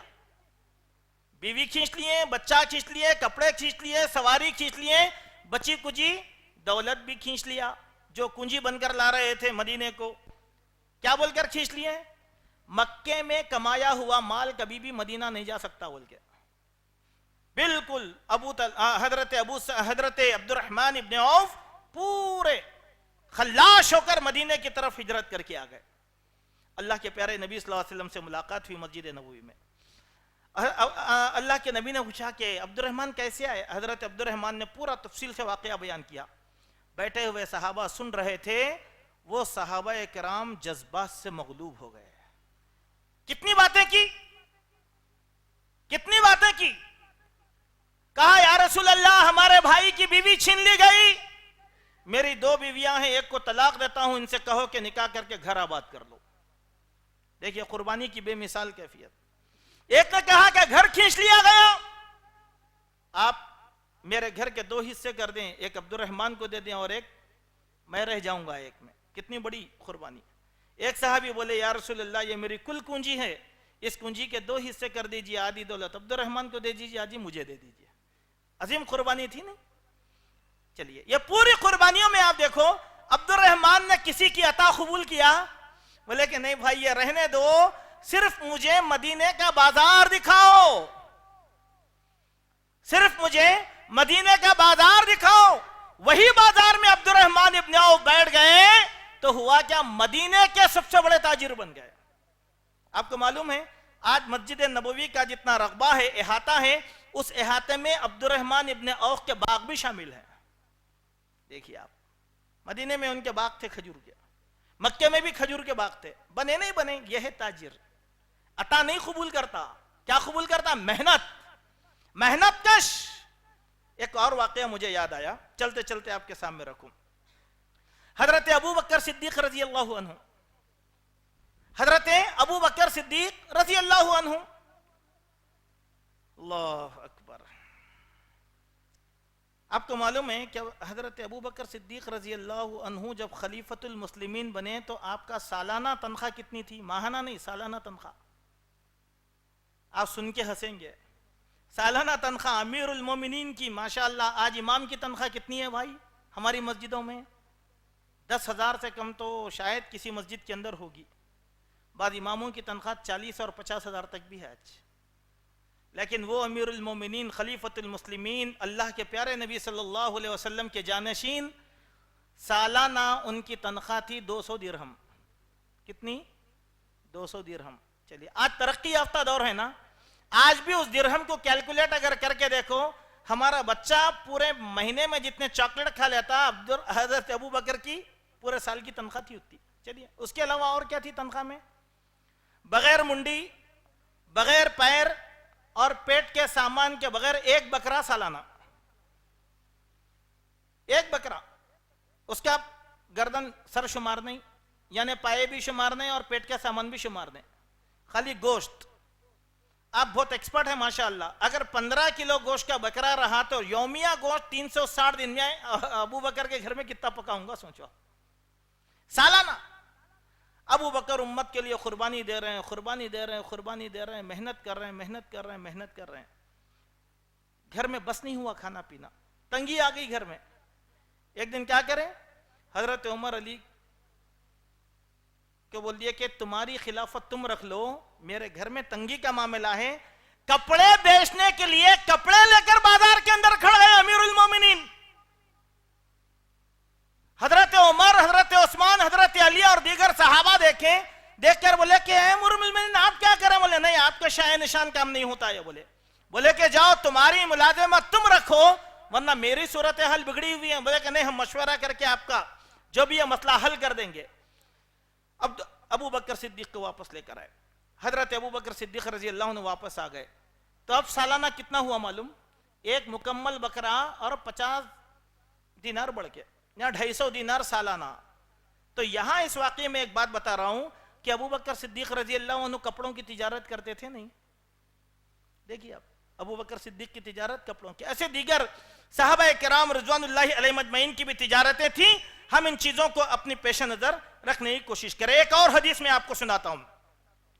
ام المومنین حضرت عائشہ رضی اللہ عنہ بیان فرماتی ہیں کان اصحاب رسول اللہ صلی اللہ علیہ وسلم عمال انفسهم. اللہ اکبر، یہ الفاظ بڑے سخت الفاظ ہیں. وَكَانَ يَكُونُ لَهُمْ أَرْوَاحٌ فَقِيلَ لَهُمْ لَوْ اغْتَسَلُوا. حضرت عائشہ فرماتی ہیں کہ اللہ کے نبی صلی اللہ علیہ وسلم کے جتنے بھی صحابہ تھے وہ تمام صحابہ اپنے ہاتھ کی محنت کر کے جو ہے کمائی کیا کرتے تھے، جس کی وجہ سے ان کے پسینہ بہ بہ کر پسینے کی بدبو جسم سے آتی تھی، تو ان کے لیے حکم دیا گیا کہ تم نماز کو آنے سے پہلے غسل کر لیا کرو. لو اغتسلوا، اگر تم غسل کر لیتے تو اچھا تھا. اس کے معنی کیا ہیں؟ صحابہ اکرام کی محنت وہاں پر بیان کی گئی. کتنی حضرت عائشہ کہہ رہی ہے نا، پسینے میں شرابور ہوتے تھے صحابہ اکرام. آج ہمارے پاس کیا ہے؟ سیٹ صاحب محنت نہیں کرتے، نوکر سے محنت کراتے نہیں. نوکر کے ساتھ سیٹ بھی کرے محنت، سیٹ بھی کرے محنت. کیوں؟ پسینہ نکلنا ہمارے جسم کا. جب تک پسینہ نہیں نکلے گا تو اس تجارت کے اندر مزہ آئے گا نہیں. تو تجارت کی کتنی بڑی اہمیت یہاں بیان کی گئی ہے. محنت. ایک حدیث آئی، متفقن علیہ حدیث ہے. دیکھیے اللہ کے نبی صلی اللہ علیہ وسلم نے اس حدیث کے اندر بیان فرمایا، المؤمن یموت بعرق الجبین. المؤمن یموت بعرق الجبین، اس کے معنی کیا ہیں؟ مومن اپنے پیشانی کے پسینے کے بل پر مرتا ہے. اس کے اہل علم نے، محدثین نے دو مفہوم بیان فرمائے. اس کا پہلا مفہوم کیا ہے کہ جب مومن کی موت کا وقت قریب آتا ہے تو موت کی سختی کی وجہ سے مومن کے ماتھے پر پسینہ پسینہ آ جاتا ہے. ایک اور دوسرا مفہوم بیان کیا گیا، وہ یہ کہ مومن اپنی پوری زندگی پسینے کی کمائی کھا کے مرتا ہے. المؤمن یموت بعرق الجبین، کہ مومن عرق الجبین، آپ محنت کرے تو پسینہ کہاں آئے گا؟ پیشانی پر. اس لیے آپ دیکھو پورا پسینہ آپ پوچھتے ایسا کیوں؟ پیشانی پر پسینہ آ گیا. تو یہ مومن کی نشانی ہے کہ مومن محنت کی کمائی کر کے کیا کرتا ہے؟ مرتا ہے، پسینہ بہا دیتا ہے. چلیے میرے دوستو، ایک اور حدیث میں آپ کو سناتا ہوں جو ابو داؤد کے اندر حدیث آئی. ایک انصاری صحابی کچھ مانگنے کے لیے آئے رسول اکرم صلی اللہ علیہ وسلم کے سامنے. تو اللہ کے پیارے نبی صلی اللہ علیہ وسلم نے کہا، مانگ رہے ہو؟ مت مانگو، جاؤ گھر میں کیا ہے لے کر آؤ. بولے گھر میں کیا ہے لے کر آؤ. وہ گھر کو گئے تو گھر میں کیا ملا؟ ایک ٹاٹ کا تھیلا اور ایک پیالہ. ایک ٹاٹ کا تھیلا اور ایک پیالہ. اللہ کے نبی صلی اللہ علیہ وسلم نے کہا کہ لے کر آؤ. لے کر آیا گیا. اللہ کے نبی نے کہا کہ جاؤ جا کر بازار کے اندر بیچ دو. اس کو بیچ دیا گیا تو ٹاٹ کے تھیلے اور پیالے کے 2 درہم ملے. کتنے؟ 2 درہم. اللہ کے پیارے نبی صلی اللہ علیہ وسلم نے کہا کہ سنو، ایک کام کرو، یہ 1 درہم لو، 1 درہم سے گھر میں سودا ڈالو. بولے 1 درہم سے گھر میں سودا ڈالو اور یہ درہم سے ایک کلاڑی دستہ خرید کے لاؤ. بولے تو وہ صحابی گئے، 1 درہم میں گھر کا سودا ڈال دیے اور 1 درہم میں کلاڑی اور دستہ لے کر آ گئے. تو اللہ کے پیارے نبی صلی اللہ علیہ وسلم نے اس کلاڑی میں اپنے ہاتھوں سے، اپنے مبارک ہاتھوں سے دستہ فٹ کیا. اپنے ہاتھوں سے اللہ کے نبی صلی اللہ علیہ وسلم نے ان کے اس کلاڑی میں دستہ فٹ کیا اور ان انصاری سے کہا کہ سنو، تم جاؤ جنگل کے اندر لکڑیاں توڑو اور بازار کے اندر بیچو، اور سنو 15 دنوں تک میں تم کو کہیں پر بھی نہیں دیکھوں گا. بولے 15 دن کے بعد میرے پاس آ جانا. 15 دن کے پاس میرے پاس آ جانا. اب 15 دن گزر گئے تو وہ صحابی انصاری اللہ کے نبی صلی اللہ علیہ وسلم کے پاس آئے اور کہنے لگے، یا رسول اللہ صلی اللہ علیہ وسلم، آج 15 دن ہو گئے، میری محنت کی کل کنجی اتنی ہے، میری محنت کی کل کمائی اتنی ہے. کتنی تھی؟ سب کچھ جانے کے بعد یا رسول اللہ 10 درہم میرے پاس بچ گئے. 10 درہم میرے پاس بچ گئے. تو اللہ کے نبی صلی اللہ علیہ وسلم فرمایا کہ سنو، یہ جو 10 درہم تمہارے پاس بچے ہوئے ہیں یہ اس سے بہتر ہے کہ روز قیامت تمہارا دست سوالی بننا تمہارے ماتھے پر داغدار نہ بن جائے، اس سے تمہارے 10 دینار بہتر ہے. اب آپ دیکھیے میرے دوستو، اس حدیث میں کتنا بڑا پیغام دیا گیا. یہ مت کرو، دست سوالی اس سے ماتھے پہ داغ لگ جائے گا. کیا بول کر اتنا بڑا بن گیا, ہاں ہم جانتے ہیں ان کا پورا کیا کیا کر کے مالدار بنے, ماتھے پہ داغ لگ گیا نہیں لگ گیا, شروع سے محنت کر کے نہیں بھائی, آدمی محنت کر کے وہ درجے پہ پہنچا بولتے آپ, پورے لوگ تعریف کریں گے نا. تو ان تمام احادیث کے اندر جو بات ہم لوگوں کو معلوم ہوتی ہے وہ بات یہ ہے میرے دوستوں کہ اللہ کے نبی صلی اللہ علیہ وسلم نے مسلمان کے لیے کیا پسند کیا؟ تجارت کو پسند کیا. اللہ کے نبی نے بھیک کو پسند نہیں کیا. اللہ کے نبی کے صحابہ میں سے کوئی بھی بھیک مانگ کر زندگی نہیں گزارتے تھے وہ. چلیے ایک فرق بتا کر اپنی بات کو آگے بڑھاتا ہوں, کچھ اور اچھی باتیں ہیں. مسکین اور فقیر میں فرق کیا ہے؟ مسکین اور فقیر, مسکین کے اصل معنی کیا ہے کہ ایک ایسا آدمی ہے اس کے پاس اتنی ضروریات زندگی ہے کہ اس کی ضرورت پوری نہیں ہوتی, لیکن وہ خاموش بیٹھا ہوا ہے, کسی سے سوال بھی نہیں کرتا. اس کی معصومیت کو دیکھ کر لوگ جان لیتے ہیں کہ اس کے حاجت مند ہے. اس کو کیا کہتے ہیں؟ مسکین. فقیر کس کو بولتے ہیں؟ پیڑ بھرتا ہی نہیں, جب چاہے جب مانگتے بیٹھتا فقیر. اللہ کے نبی نے مسکینی کو پسند کیا, فقیری کو پسند. اللہ کے نبی کی ایک دعا ہے, دیکھیے آپ, اس دعا میں اللہ کے نبی نے کیا کہا؟ اللہم احیینی مسکینن کہا, اے اللہ تو مجھ کو مسکینوں کی زندگی عطا فرما اور قیامت کے دن میں مجھے مسکینوں کے ساتھ اٹھا لے. بولے مسکینی کو پسند کیا گیا کیونکہ مسکین جا کر کسی کے سامنے دست سوالی دراز نہیں کرتا. فقیری کو اللہ کے نبی نے, ہاں بالکل فقیری جائز ہے اللہ کے سامنے, انتم الفقراء الی اللہ, ہم یہ ماتھا رگڑ کر اللہ کے سامنے کہیں گے کہ اللہ ہم فقیر ہیں اور تو غنی ہے. بادشاہ بھی آیا تو وہاں فقیر بن کے آنا ہے, اگر بھکاری بھی آئے تو فقیر بن کر ہی آنا ہے اللہ کے دربار میں. اور غنی کون ہے؟ اللہ تبارک و تعالیٰ. تو اللہ کے نبی نے مسکینی کو پسند نہیں کیا. چلیے آئیے میرے دوستو, اب ہم تاریخ کے ایک اور پہلو کی طرف آتے ہیں. میں آپ کو کچھ اور حقائق بیان کرنا چاہتا ہوں. ہمارا دین پوری دنیا کے اندر پھیلا. کیسا پھیلا؟ تجارت سے. ہمارا دین حملہ کر کے نہیں پھیلا. آج لوگ بولتے ہیں نا اسلام طاقت کے زور پہ حملہ آور ہو کے پھیلا. غلط. ہمارا دین تجارت اور اخلاق کے ذریعے سے پھیلا, چاہے پوری دنیا کا کون سا بھی خطہ رہنے دو. کیسے؟ اللہ کے پیارے نبی صلی اللہ علیہ وسلم کے ساتھ اب بڑی تفصیل آتی ہے اس کے اندر. پہلی بات, حضرت ابوبکر صدیق رضی اللہ عنہ نے اسلام قبول کیا. کیوں اسلام قبول کیا؟ ان کی پوری زندگی کا مطالعہ کرو تو خلاصے میں ایک ہی بات ملے گی, وہ ملک شام اور عرب کے علاقوں میں تجارت کے لیے جاتے تھے تو اہل کتاب کے لوگ ان سے نبی کے بارے میں سوال کرتے تھے.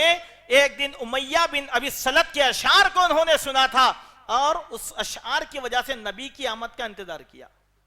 تجارت کو جاتے تھے ابوبکر صدیق, کہاں؟ ملک شام کو. ہو گئی بات. ہمارے نبی محمد رسول اللہ صلی اللہ علیہ وسلم ملک شام جاتے تھے تجارت کرنے کے واسطے. حضرت خدیجہ الکبریٰ رضی اللہ عنہ نے نکاح کیا اللہ کے نبی کی سچی تجارت کی وجہ سے. یہ سب خلاصے ہیں نا ہمارے سامنے. چلیے, ہمارے ملک ہندوستان میں بھی دین اسلام آیا تو تاجرین کے ذریعے سے آیا. یہ بہت بڑا عنوان ہے. میں شکیل بھائی سے بولا کہ یہ ٹاپک پہ آپ تقریر رکھو, اسلام ہندوستان میں کیسے آیا. بہترین ٹاپک ہے. اگر آپ سنیں گے, آج لوگ بولتے ہیں نہیں بھائی اولیاء اللہ لے کر آئے بول کے, بات کا زمانہ ہے لوگوں کا. پہلے کون لے کر آئے؟ ایک کتاب ہے, اس کتاب کو آپ پڑھیں, نبی کے دور کا ہندوستان. آپ دیکھیں گے عرب سے آنے والے لوگ ہمارے ہندوستان سے لونگ, الائچی, سونٹ, کالی مرچ یہ لے کے جاتے تھے, اور عرب سے کھجور اور عرب کی پیداوار کو لے کر یہاں پر آتے تھے. اور شروع سے کپڑا بنانے میں ہندوستان سب سے زیادہ آگے تھا. کپڑا بنانے میں ہندوستان سب سے زیادہ آگے تھا. تو یہاں کا کپڑا بھی وہاں پر, اب تاریخ کی بڑی بات نکلے گی, بحرین کا جتنا بھی علاقہ ہے نا, بحرین کے علاقے میں بمبئی سے جا کے لوگ آباد ہوئے کپڑے کی تجارت کرتے ہوئے.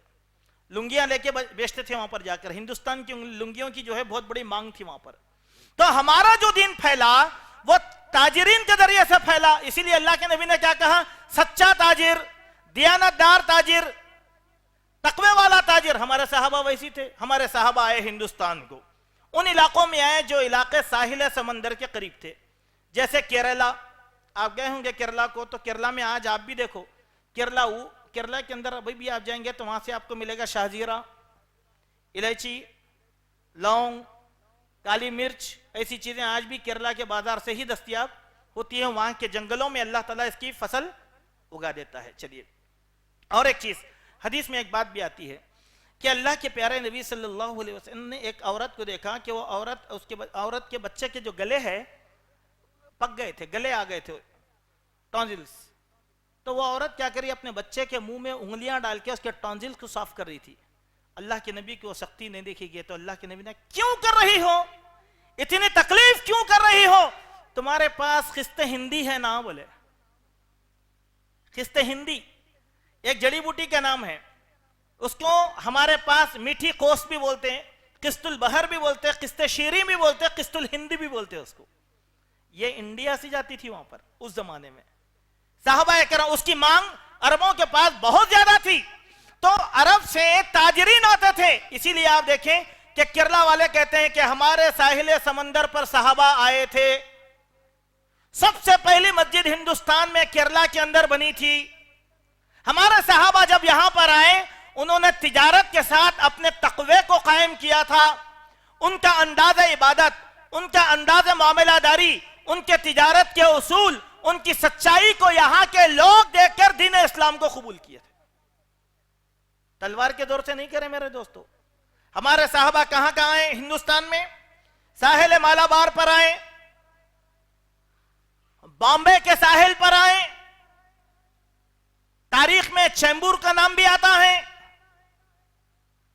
گجرات کے کچھ کے علاقے میں ساحل سمندر پر صحابہ آئے، سندھ کے سمندر پر صحابہ اکرام آئے. تو کون سی شخصیت کیا لے کر آئے تھے؟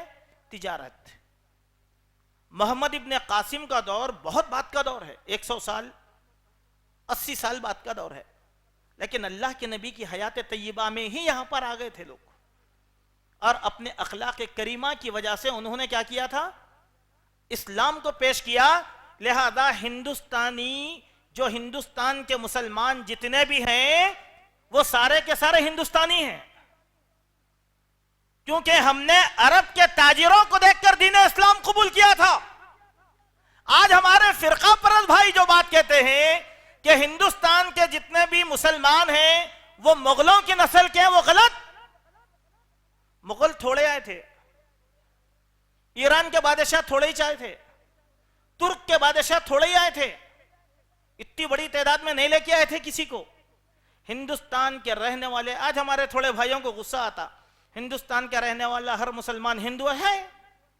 عیب نہیں تھے، ہمارے باپ دادا ہندو، ہم کو خود نہیں معلوم. ہم ہندو تھے، اللہ نے ہم کو دین اسلام کی نعمت سے سرفراز کیا، ہم ہندوستانی ہیں اور مسلمان ہیں. کوئی شک؟ صحابہ کو دیکھ کر ایمان لائے ہم، صحابہ کو دیکھ کر، ان کی تبلیغ کو دیکھ کر ہم ایمان لائے. آپ پوری تاریخ کو پڑھو.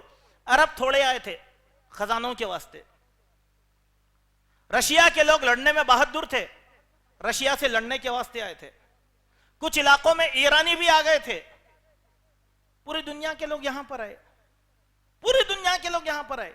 لیکن ہندوستان کے رہنے والے مسلمان جو ہندو تھے وہ لوگ صحابہ کو دیکھ کر اسلام قبول کرے. اسی لیے ہم ہندوستانی رنگ روپ کے ہیں، ہماری نسلیں پتہ نہیں کہاں سے آئی. ایک چھوٹی مثال لے کر بات کو آگے بڑھاتا ہوں. دیکھیے، میرے خاندان کے نام کے ساتھ لکھا جاتا ڈونگر بول کے لکھ کے، وہ کیا ہے نہیں معلوم.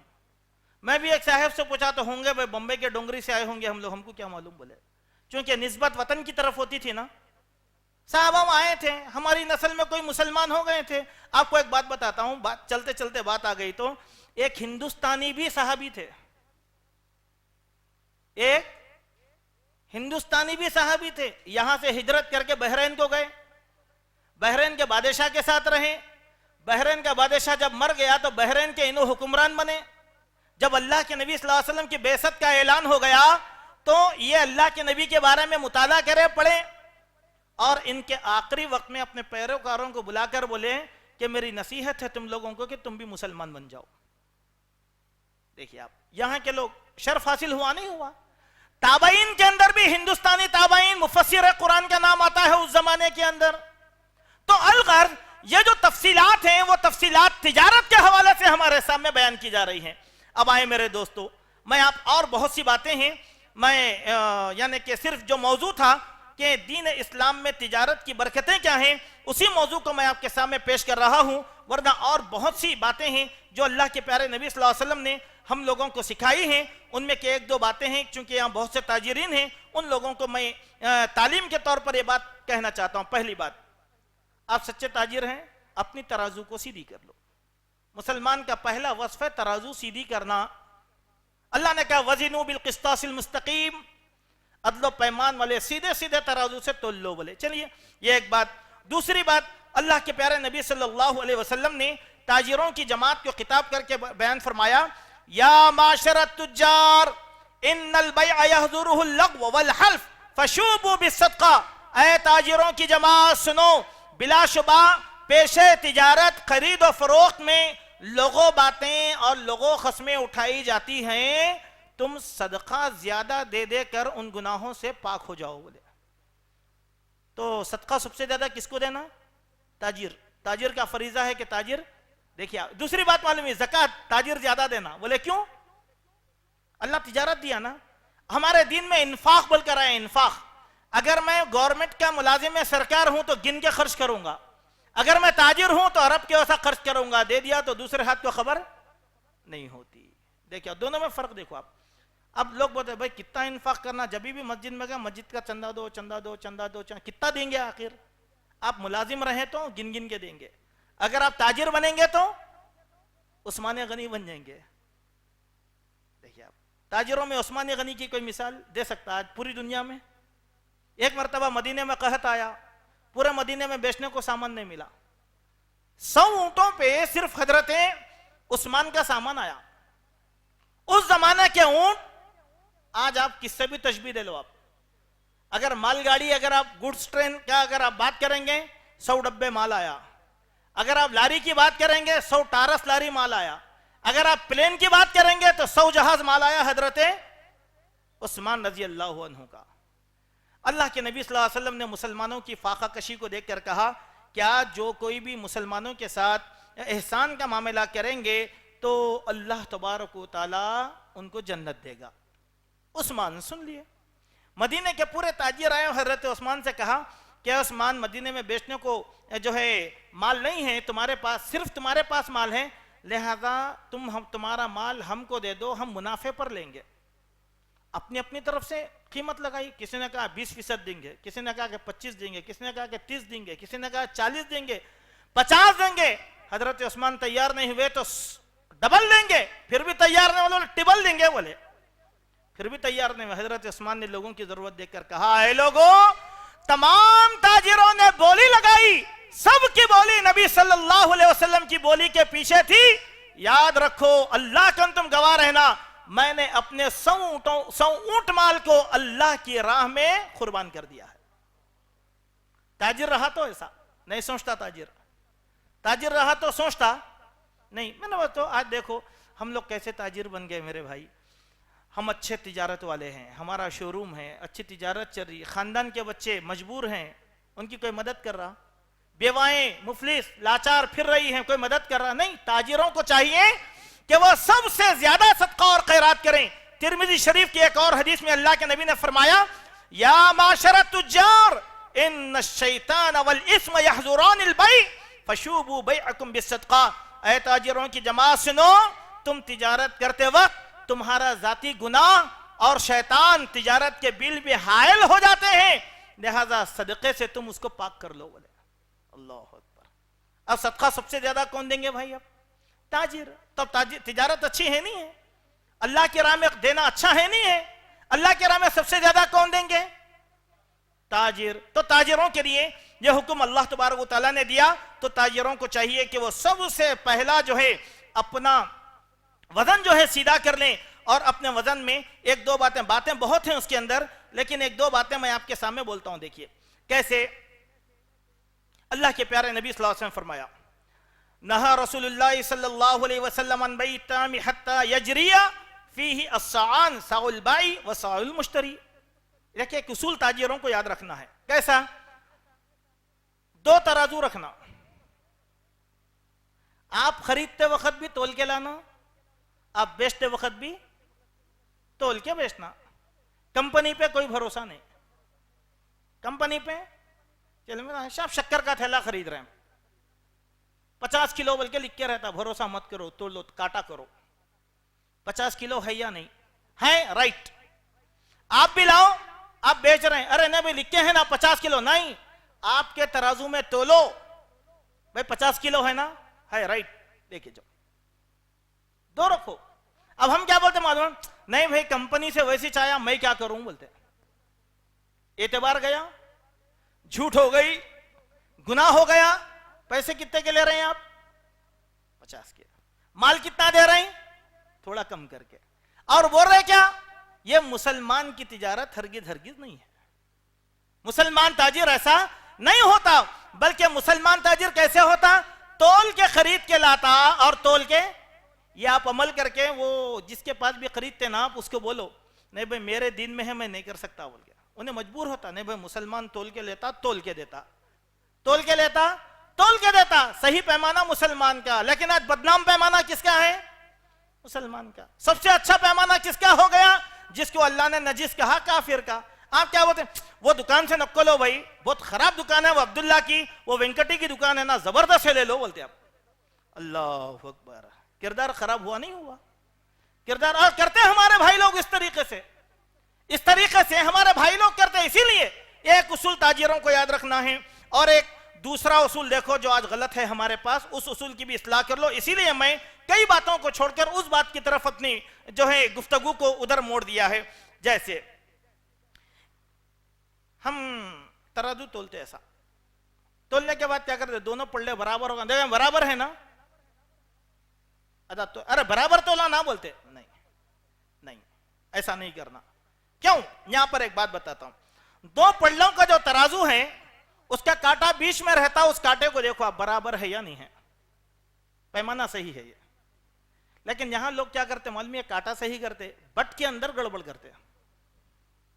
بٹ کے اندر کیا کرتے, 1 کلو اوپر لکھ کے رہتا, بٹ کے اندر ایک ہول رہتی, اس ہول کے اندر کوئی وزن لگا دیتے, میگنیٹ وغیرہ, یعنی تو اس کو کیا کرتے ہیں, نکال دیتے. کیوں؟ نظر تو آنا 1 کلو جب تولا جاتا 900 گرام. اگر آپ اپنے گھر میں جا کر تول لیا کہ کیا جھوٹا ہے بھائی, میں لیا کہ تولا تو 900 گرام آیا, بولے جھوٹ ہو گیا نہیں ہوگا؟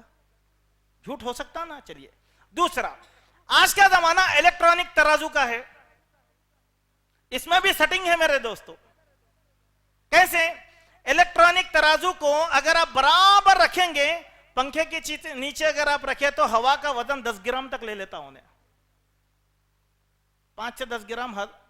دوسرا ایک سیٹنگ ہے اس کے اندر, وہ سیٹنگ کیا ہے معلوم, ہر ترازو میں ہے, اس کو کوئی بھی سیدھا نہیں کرا, بنانے والا بھی سیدھا نہیں کر سکا, بنانے والا بھی سیدھا نہیں کر سکا. وہ کیا ہے, اگر 1 ذرہ بھی زیادہ اگر گرا نا تو 5 گرام کاؤنٹ کرتا ہوں.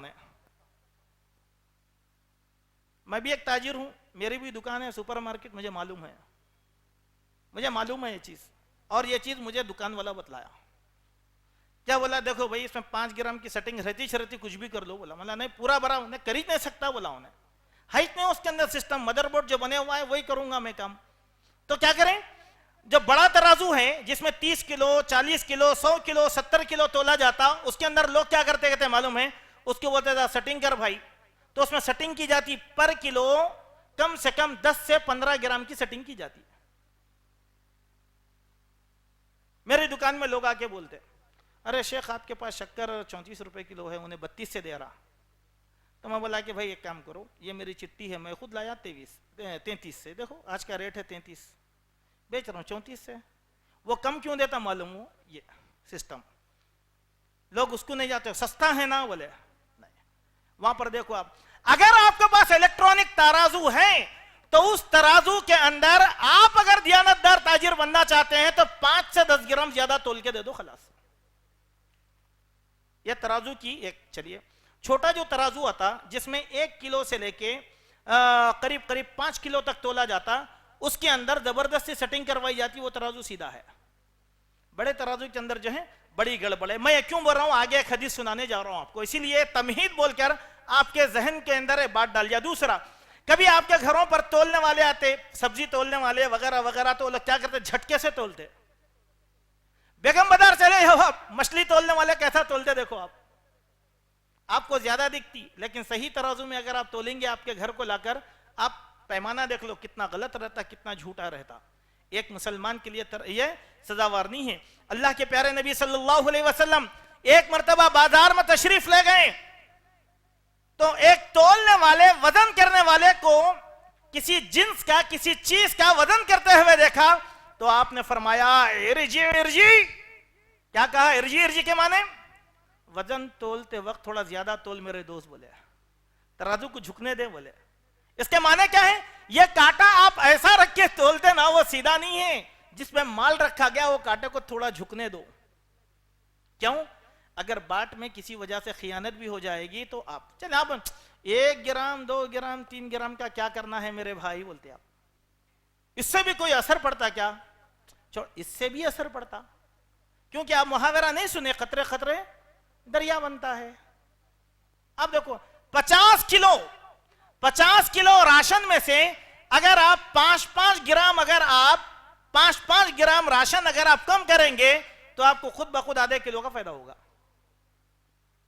پیٹرول پمپ کے اندر یہی چیز ہوتی ہے. کئی مسلمانوں کا پیٹرول پمپ آج بھی سیدھا نہیں ہے. یہ تو اخباروں کے اندر رہی بات، غیر مسلموں کی بات نہیں کر رہا ہوں میں، ہمارے مسلمان بھائیوں کی بات. آپ آزما کے دیکھو. کیوں؟ کیا بولتے ہیں؟ جب تک 1 لیٹر کے پیچھے آدھے پوائنٹ کی سیٹنگ نہیں رکھیں گے تو خرچے نہیں نکلتے پیٹرول کے. سچائی ہے یہ.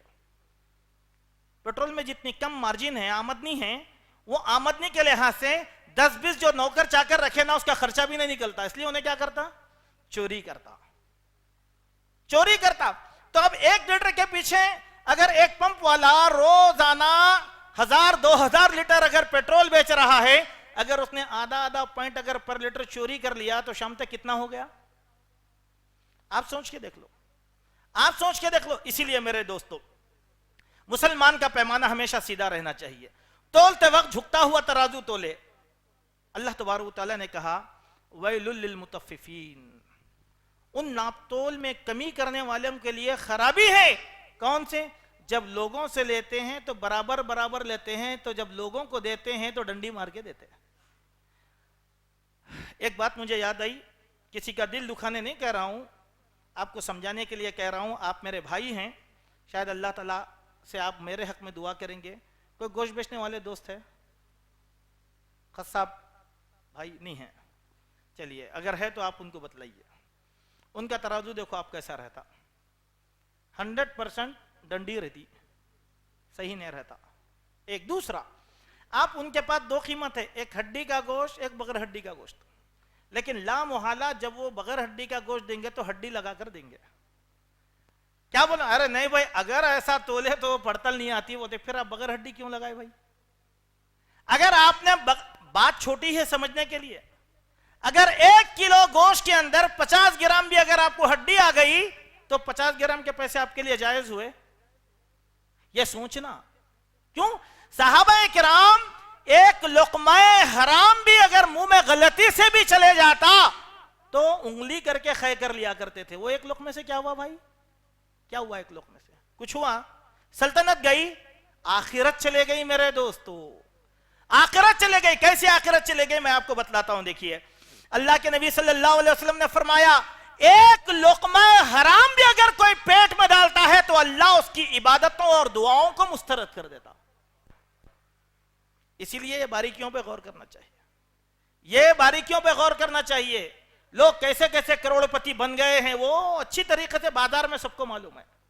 ویسی امیری سے پناہ مانگو میرے دوستو، ویسی امیری سے پناہ مانگو جو آخرت کے اندر غریب بنا دیتی ہے. ہم کو تو آخرت کے امیر بننا ہے نا. کیا کریں گے بولیے؟ جلدی امیر بن کے کیا کریں گے؟ سب تو یہاں چھوڑ کے جانا ہے نا. اللہ کے نبی نے کہا جب کسی انسان کو دفنانے کے لیے لے جایا جاتا ہے تو 3 چیزیں ساتھ جاتی ہیں، 2 واپس آتی ہیں، 1 چلا جاتا ہے. کیا 3 چیزیں جاتی؟ اولاد، مال، عمل. دفنا دیے, اولاد اور مال واپس گیا کیا؟ وہی تو عمل کرو, وہی تو عمل. اب آپ ڈنڈی کی کمائی سے اور جو ہے بیمانی کی کمائی سے ناپ تول میں کمی کر کے جھوٹ بول کے کمائی کرنے کے بعد آپ کیا کریں؟ بلڈنگیں بنا دیے. اولاد میں لڑائی جھگڑے قتل و غارت گری نہیں ہوتی؟ برابر ہوتی. کیوں؟ آپ کا کمائی پھر عمل پورے کا پورا برباد. بعد لوگ بولتے دیکھو نہیں بھائی بیچارے مر گئے, اللہ معاف کرے, برائی نہیں کرنا, مگر کمائی صحیح نہیں تھی. بولتے نہیں بولتے؟ کیا بات ہے بولیے. اب ہمارے پاس ہوتا فلاں کی شادی اتنے کی, فلاں کی شادی, کمائی کی تھی؟ کبھی سوچے اگر آدمی کی محنت کی کمائی اگر ہوتی نا, درد سے وہ خرچ کرتا اور اس کی شادی ابو بکر عمر کی ویسے ہوتی. آج ہماری شادی کیسے ہو رہی؟ مال حرام. کس کو بتاؤں بھائی؟ پھر یہ تو موقع ہے, بتا رہے ہیں آپ, سب کچھ ہو رہا ہے ہمارے پاس. لیے میرے دوستو یاد رکھو, اپنی کمائی کو خالص بناؤ. چلیے آئیے آخر میں ایک اور حدیث میں آپ کو سناتا ہوں. اللہ اکبر. اللہ کے پیارے نبی صلی اللہ علیہ وسلم نے اس حدیث میں ایک بات بیان کیا. آج ہمارے پاس ایک برائی ہے کاروباریوں میں, وہ کیا ہے؟ نو ریٹرن, نو ایکسچینج, نو ریٹرن. بورڈ لگا دیے. یہ بورڈ لگانا اسلام کے بالکل خلاف ہے. بھائی آپ بیچ دیے, مجھے پسند نہیں آیا تو میں کیا کروں؟ آپ شرط لگاؤ وہاں پر. خریدی کرنے کے بعد, خریدی کرتے وقت اچھی طریقے سے دیکھ لیجئے, 24 گھنٹے کے بعد میں واپس نہیں لوں گا. صحیح ہے آپ کا بات, صحیح ہے آپ کیا. آپ 24 گھنٹے کا ٹائم دیے نا, ان کو دیکھ لینا چاہیے تھا. اگر کوئی آدمی 8-10 دن اگر لا کے رکھا تو وہ چیز واقعی نامناسب ہے. اگر آپ نے تجارت کے وقت یہ کام نہیں کیا تو پھر آپ کا سودا غلط ہو گیا. بات میری نہیں ہے. ہاں کوئی آدمی کسی کے سودے کو اگر واپس لیتا ہے تو اللہ کے نبی صلی اللہ علیہ وسلم کی دعا کا مستحق بنے گا. وہ دعا یہ بتاتی ہے کہ سودا واپس لینا چاہیے. سمجھ گئے بات کو آپ؟ اب کتنوں کی دکان میں نو ریٹرن ہے مجھے تو نہیں معلوم, نو ایکسچینج کس کے پاس ہے نہیں معلوم. بعض لوگ کیا بولتے ہیں معلوم ہے؟ دیکھیے غلط طریقہ. بعض لوگوں کے یہاں پر ایک تو نو ریٹرن نو ایکسچینج, دوسرا کیا رہتا معلوم؟ پیسے نہیں ملیں گے, سبسٹیٹیوٹ دوسرا لے کے جاؤ بولتے. نہیں, غلط. یہ بھی اس کو پسند ہی نہیں ہے تو آپ کیا کریں گے؟ بھائی مجھے پسند نہیں ہے آپ کی دکان کا مال, میں زبردستی دوسرا مال کیوں لوں گا؟ میں میرے پیسے بچانے کے لیے واپس کر رہا ہوں نا آپ کو. پھر آپ کی دکان سے اگر دوسرا مال لینا رہا تو مطلب کیا ہے؟ ایک سوالیہ چیز ہے. یہ تو زبردستی تھوپ رہے ہیں آپ. نہیں, آپ اگر بہترین تاجر ہے تو آپ کیا ہے؟ فوراً واپس لائیے بھائی, کوئی بات نہیں ہے, دیجئے یہ آپ کے پیسے واپس. چلیے ایک تیسری غلطی مسلمانوں کی ہے. بعض مسلمان کیا کرتے معلوم؟ 100 روپے کا مال ہے, ریٹرن کرے تو 10 روپے کٹ کر لیتے. یہ ہوتا نہیں ہوتا؟ غلط ہے میرے دوستو, حرام ہے, یہ حرام ہے, مطلق حرام ہے. چلیے ایک اور بات یہاں پر سمجھ جائیے آپ. گھر کرائے پہ دیے, اگریمنٹ ہو گیا, جاتے وقت کیا کرتے ہیں؟ مالی کے مکان ایڈوانس واپس کرنے کے واسطے پیسے کٹ کرتے, زبردستی نکالتے. میرا پینٹ پرانا ہو گیا, میری وائرنگ لوز ہو گئی. بھئی اتنے زمانے سے آپ جو کرایہ کھائے تھے وہ کس چیز کا تھا؟ پھر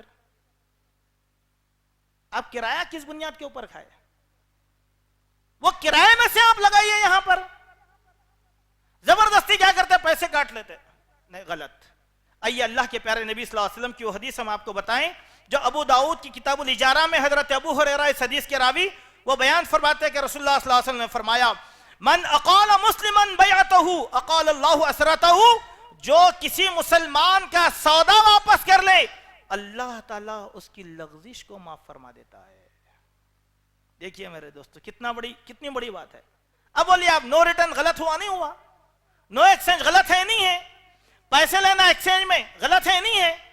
اللہ کے نبی کی دعا اگر پانا رہا تو اس دعا کی خاطر لے لو آپ, اس دعا کی خاطر. چلیے اس دعا کی خاطر بولتے ایک واقعہ یاد آیا. اللہ کے نبی کی دعاؤں کے صحابہ کرام کتنے حریص رہے. میں بات کو یہیں ختم کر رہا ہوں, کافی وقت ہو چکا ہے اور بہت سی باتیں ہیں, کسی وقت انشاءاللہ پھر آپ کے سامنے اس موضوع پر گفتگو کی جائے گی. دیکھیے اللہ کے نبی ایک مرتبہ اللہ کے نبی صلی اللہ علیہ وسلم جو ہے خوب بھوک لگی, خوب بھوک, شدت کی بھوک لگی, گھر میں کھانے کچھ بھی نہیں تھا. بھوک کی تڑپ سے اللہ کے نبی گھر کے باہر آ گئے. باہر آتے ہی کیا دیکھتے ہیں؟ ابو بکر عمر بھی بھوک کی تڑپ کی وجہ سے پہلے ہی باہر آ گئے. اللہ کے نبی نے ابو بکر عمر سے ملاقات کی, پوچھا ابو بکر تم دونوں کدھر؟ تو بولے یا رسول اللہ جو چیز آپ کو گھر کے باہر لائی وہ چیز ہم کو بھی باہر لے کے آئی. بولے تو اللہ کے نبی صلی اللہ علیہ وسلم نے چلو ٹھیک ہے آؤ اب ہم ایک جگہ جائیں گے. بولے اللہ کے نبی صلی اللہ علیہ وسلم دونوں صحابہ کو لیے حضرت ابو الہیثم کے باغ کو گئے. باغ پر جا کر اللہ کے نبی نے کیا کیا؟ میں خالی دعا بتا رہا ہوں, یہ واقعہ نہیں سنا رہا ہوں آپ کو, خالی اللہ کے نبی کی دعا کی اہمیت بتا رہا ہوں. باغ پہ جا کر اللہ کے نبی نے کیا کیا؟ السلام علیکم کہا.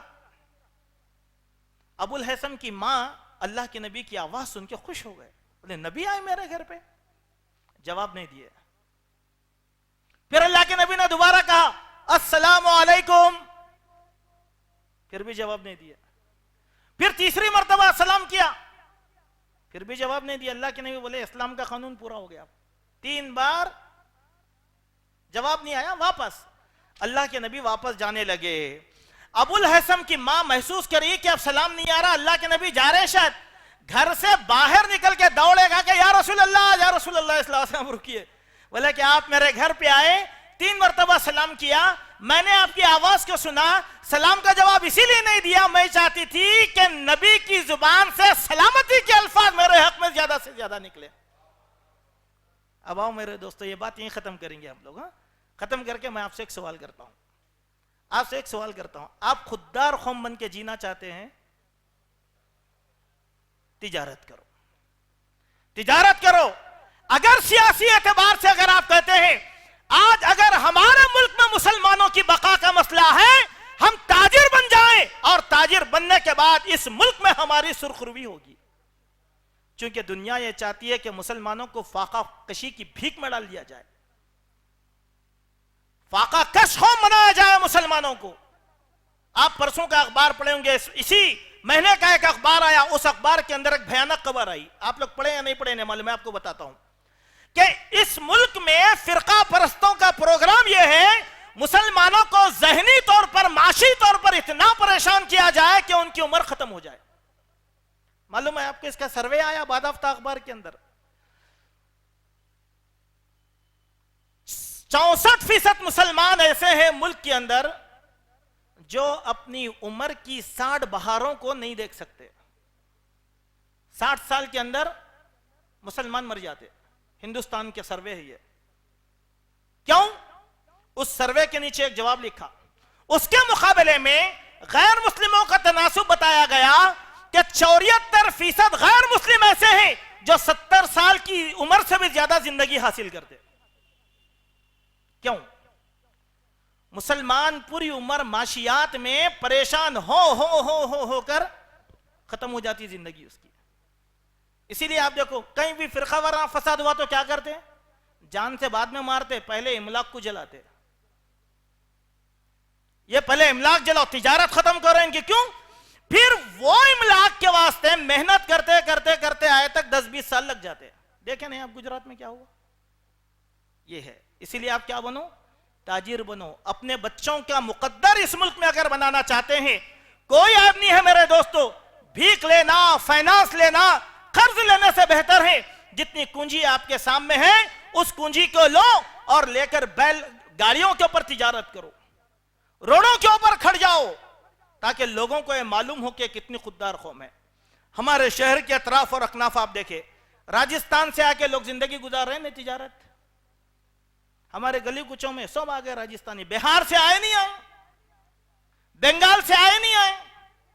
آج ایک بندہ ترکاری بیچتے ہوئے ہمارے گھر کے پاس آیا. میں اس کے پاس سے ترکاری خرید کے پوچھا تم کہاں کے؟ تو ناندیڑ سے آیا ہوں صاحب. ناندیڑ سے آیا.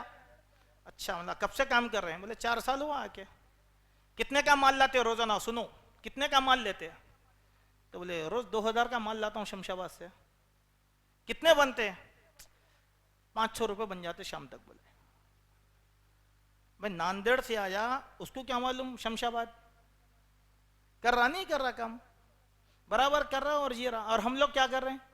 نہ اسٹیٹس مینٹین کر رہے ہیں, نہیں بھائی شام ہوتے ہی مندی خبسہ زندہ باد, لیکن محنت نہیں. آئیے میرے بھائی, ہمارے گھروں کے بہت مسائل ہے. ہمارا باپ کمزور ہے, کب تک کمائے گا؟ آپ محنت کر کے سہارا دو. بہن کی شادی کا مسئلہ ہے, باپ کب تک کمائے گا اور بہن کے لیے सामान फराहम करेगा, आप मेहनत करो और ला कर दो। और हलाल मेहनत, जायज़ मेहनत, अल्लाह तबारक व तआला से दुआ है अल्लाह तबारक व तआला हम सबको सच्चा ताजिर बनाए, अमानतदार ताजिर बनाए। अल्लाह ताला हम सबको फ़िक्र है सलीम अता फरमाए कि हम अपना मुस्तकबिल बेहतर से बेहतर अंदाज के अंदर संवारने की तौफीक अता फरमाए। अल्लाह अपने दर का भिखारी बना ले, दर दर की भीख से अल्लाह तबारक व तआला हम सब की हिफाजत फरमाए। अल्लाह ताला हम सबको काफिरों का दस्ते निगर हरगिज ना बनाए। अल्लाह जब तक जिंदा रखे, शान व शौकत के साथ रखे, जब हमारा खातिमा हो ईमान के साथ हो। अक़ूलु क़ौली हाज़ा अस्तग़फ़िरुल्लाह मिन कुल्लि ज़ंबिन व अतूबु इलैह। पहला सवाल भाइयों की जानिब से लिया जाएगा, बोलिए। देखिए, उधार का लेना और उधार का देना ये दोनों भी दुरुस्त है, लेकिन ये उधार देने और लेने के अंदर कीमत में फ़र्क नहीं आना चाहिए। हाँ, अगर आप चाह रहे हैं कि भाई अगर नगद अगर आप ले रहे हैं मेरे पास तो ये माल 100 रुपये का है, अगर 15 दिन का उधार ले रहे हैं तो मैं 105 में दे रहा हूँ, तो 5 रुपये आपके जो है सूद में शुमार किए जाएंगे। उधार लेना देना दुरुस्त है, लेकिन कीमत बराबर की बराबर तय रहना चाहिए, कीमत के अंदर किसी किस्म का कोई फ़र्क नहीं आना चाहिए। उमूमी तौर पर हमारे जो बाज़ार के अंदर, मार्केट के अंदर जो गैर मुस्लिमों का जो बाज़ार है वो इसी तरीके का है कि वो लोग साइड पर माल देते, अगर 15 दिन की अगर साइड अगर दे रहे हैं तो उसके ऊपर इंटरेस्ट नहीं लेते, लेकिन अगर 15 दिन से अगर ज़्यादा अगर हो गया ना तो एक हफ्ते के वास्ते वो लोग क्या करते, 2% लगा देते, उसके बाद क्या करते 3% लगाते, उसके बाद 4% लगा देते। अगर कोई मुसलमान ऐसे कारोबार में अगर उधार कर रहा है तो ये उसके लिए जायज़ और दुरुस्त नहीं हो सकता। कीमत के अंदर कोई फ़र्क नहीं आना चाहिए।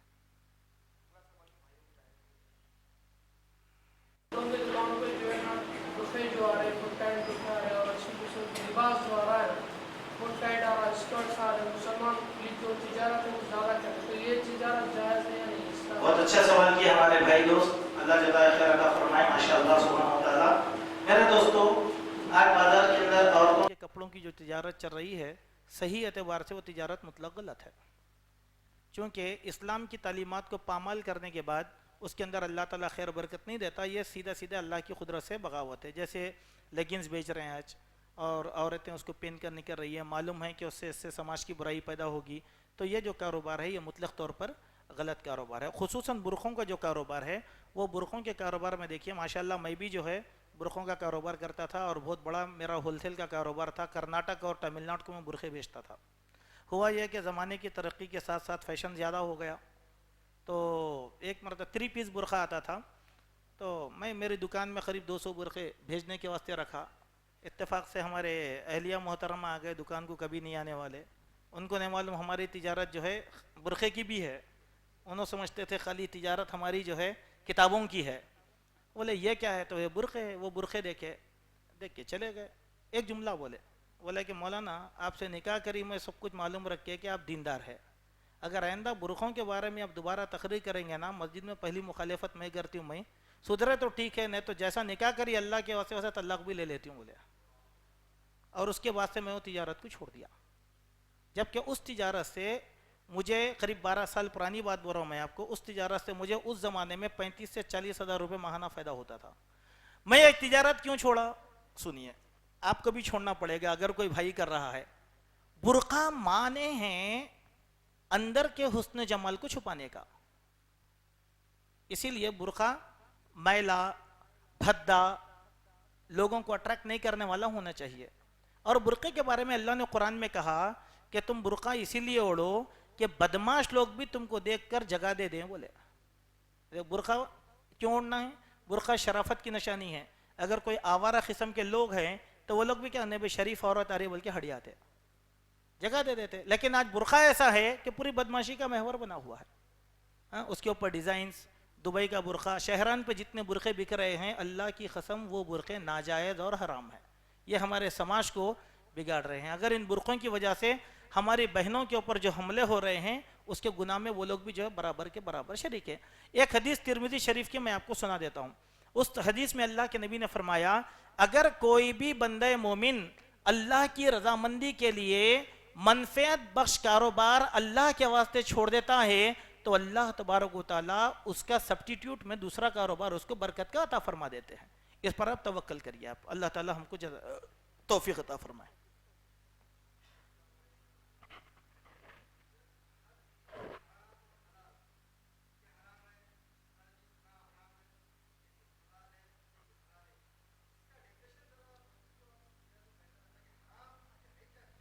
اچھا ماشاء اللہ. ہاں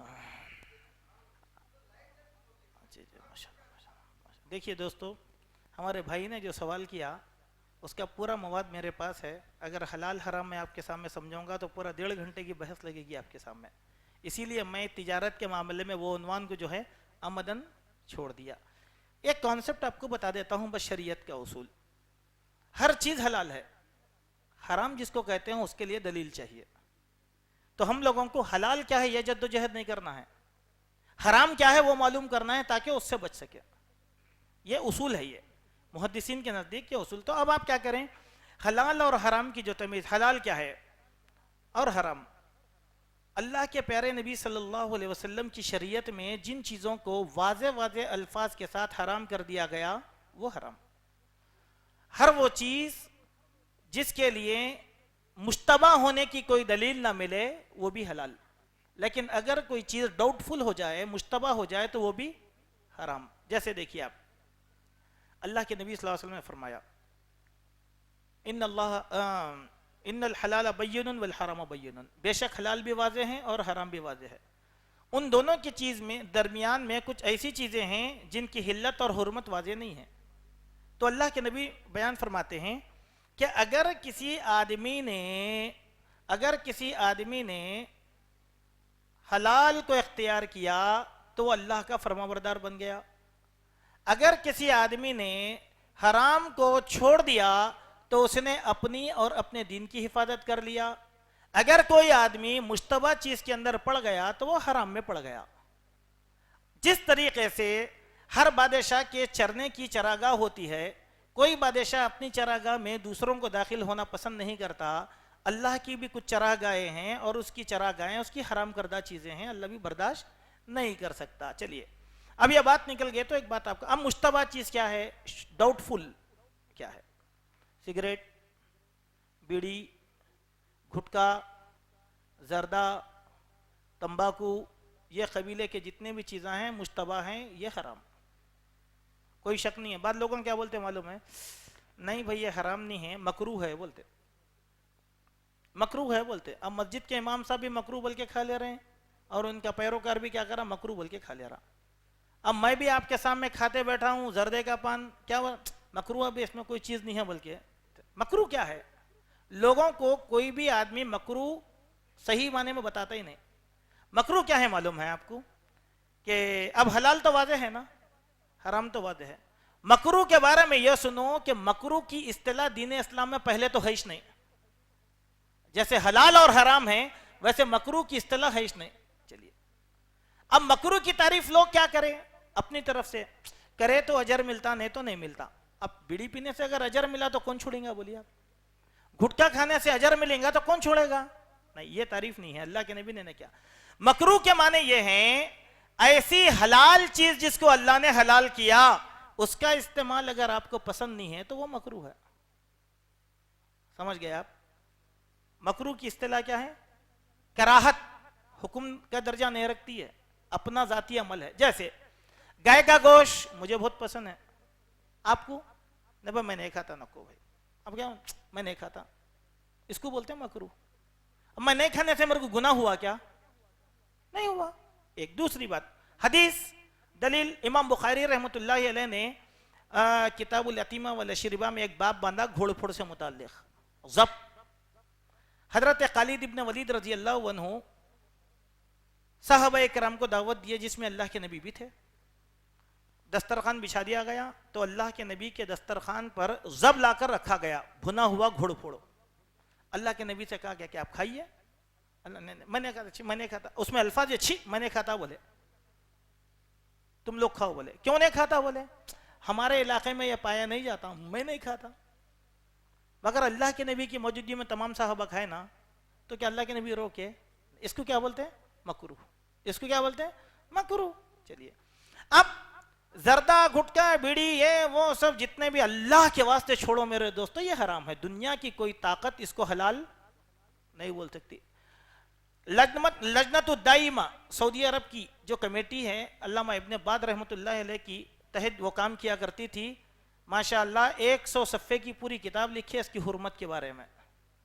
100 صفحے کی کتاب ہے پوری کہ سگریٹ نوشی وغیرہ یہ سب چیزیں حرام ہیں، ہم اس کو چھوڑ دینا. چلیے ہمارے بھائی نے جو سوال کیا اس سوال کے رو سے حلال اللہ تبارک و تعالیٰ نے قرآن مجید میں فرمایا کہ ہم نے بنی اسرائیل پر جو جو چیزیں حرام تھی اس کو واضح کر دیا. بولے یعنی سب چیزیں حلال ہے، جو حرام تھی اس کو واضح کرے. بولے اب ہم کو یہ چاہیے، بہت ضخیم کتابیں اس کے اندر ہیں اردو زبان کے اندر، بہت اچھی کتاب ہے مبشر حسین ربانی حفظہ اللہ کی تجارت کی کتاب ایک، اور ہمارے شیخ عبد الرحمن الکیلانی کی اسلام میں تجارت.